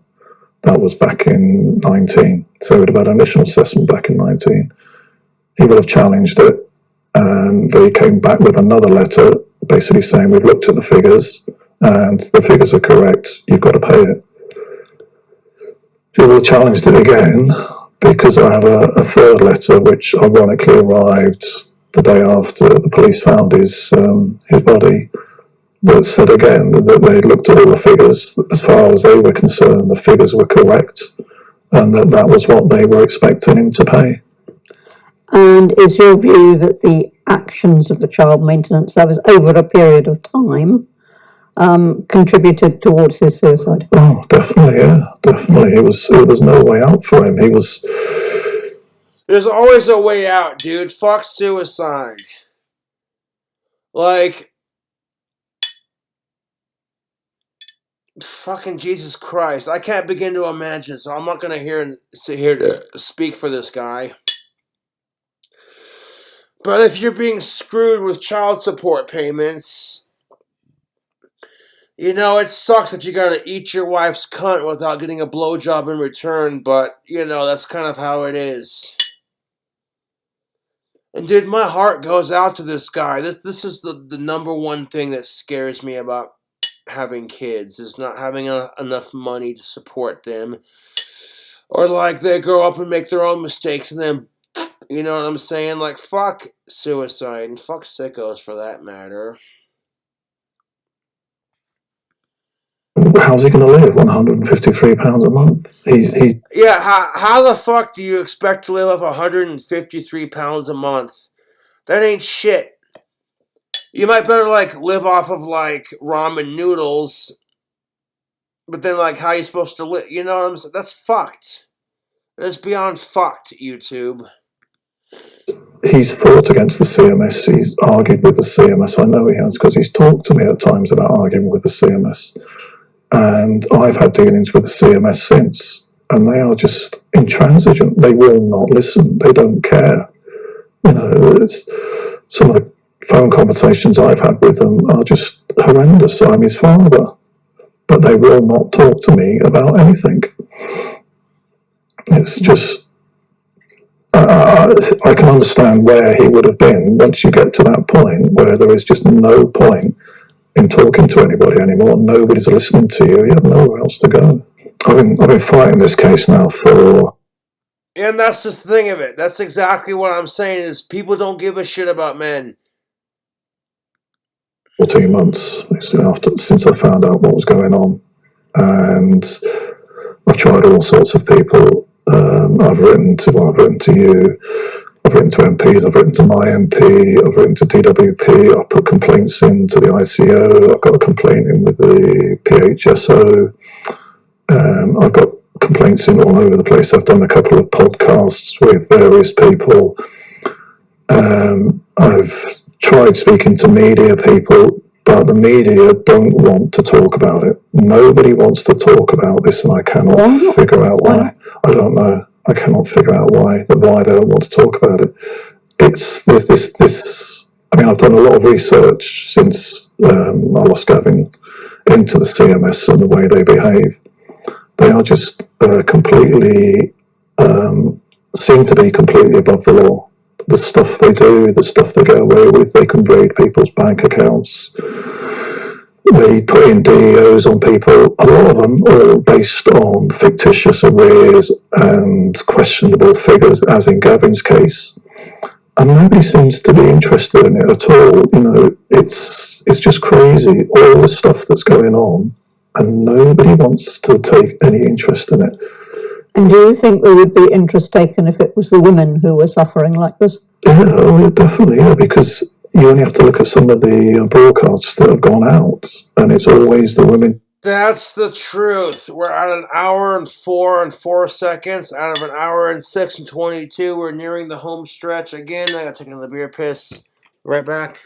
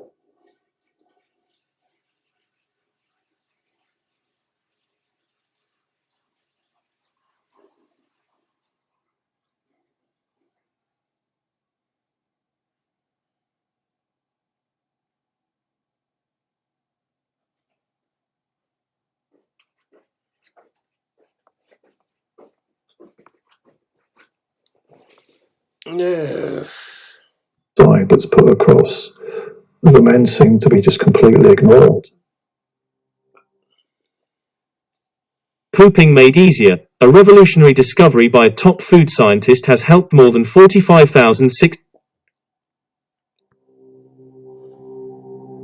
It's tough being a man, isn't it?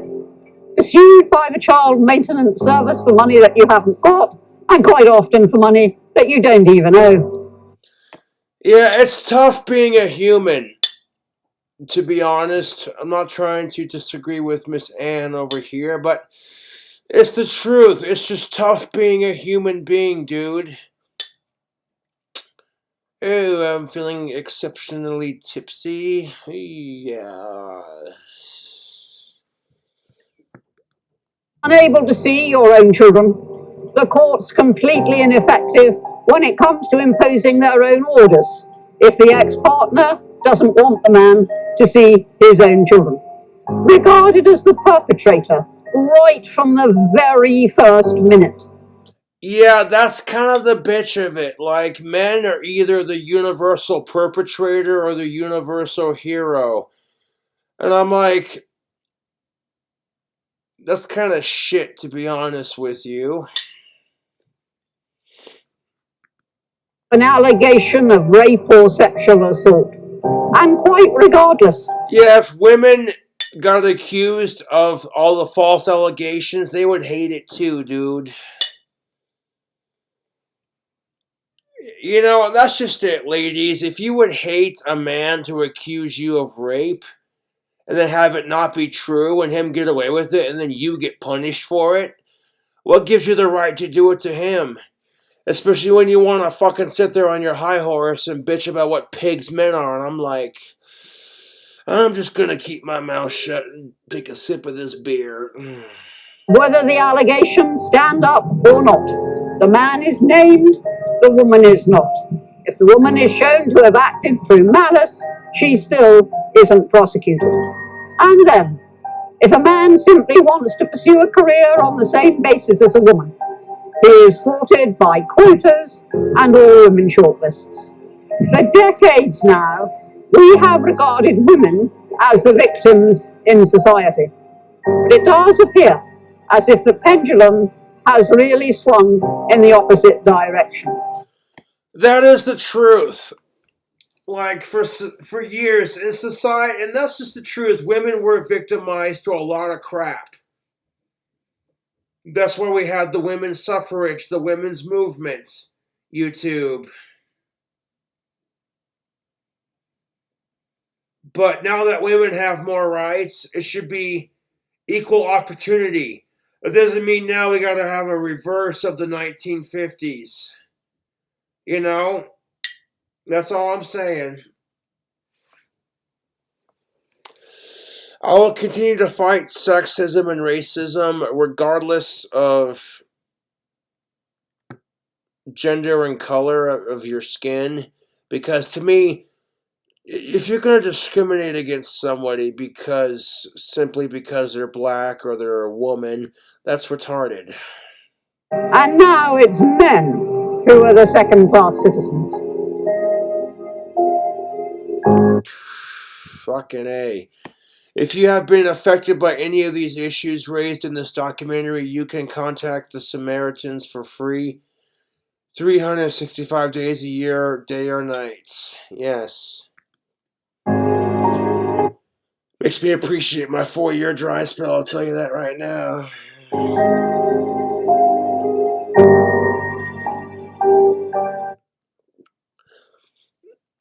Well, thank you, Ann Whittercombe, for, if I pronounced your name right, awesome. If not, I apologize. But thank you, Miss Ann, for that lovely video. That was very informative. If you have had false allegations made against you and like to talk to somebody about it, please contact the following email. If the allegations are not true, then what do you have to worry about, to be honest? It's because people can fucking accuse you of some heinous shit, whether it's true or not, and it just fucks your entire life up, dude.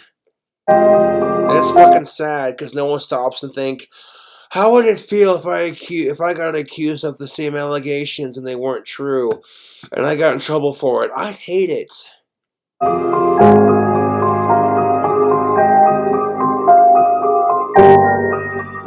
Holy shit, that was a long ass video.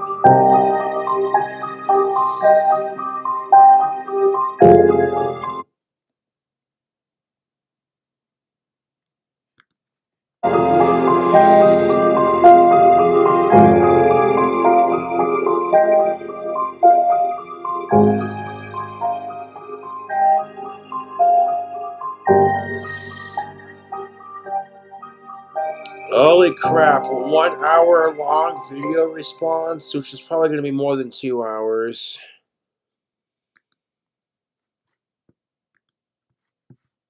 No, YouTube, I thank you for watching this video.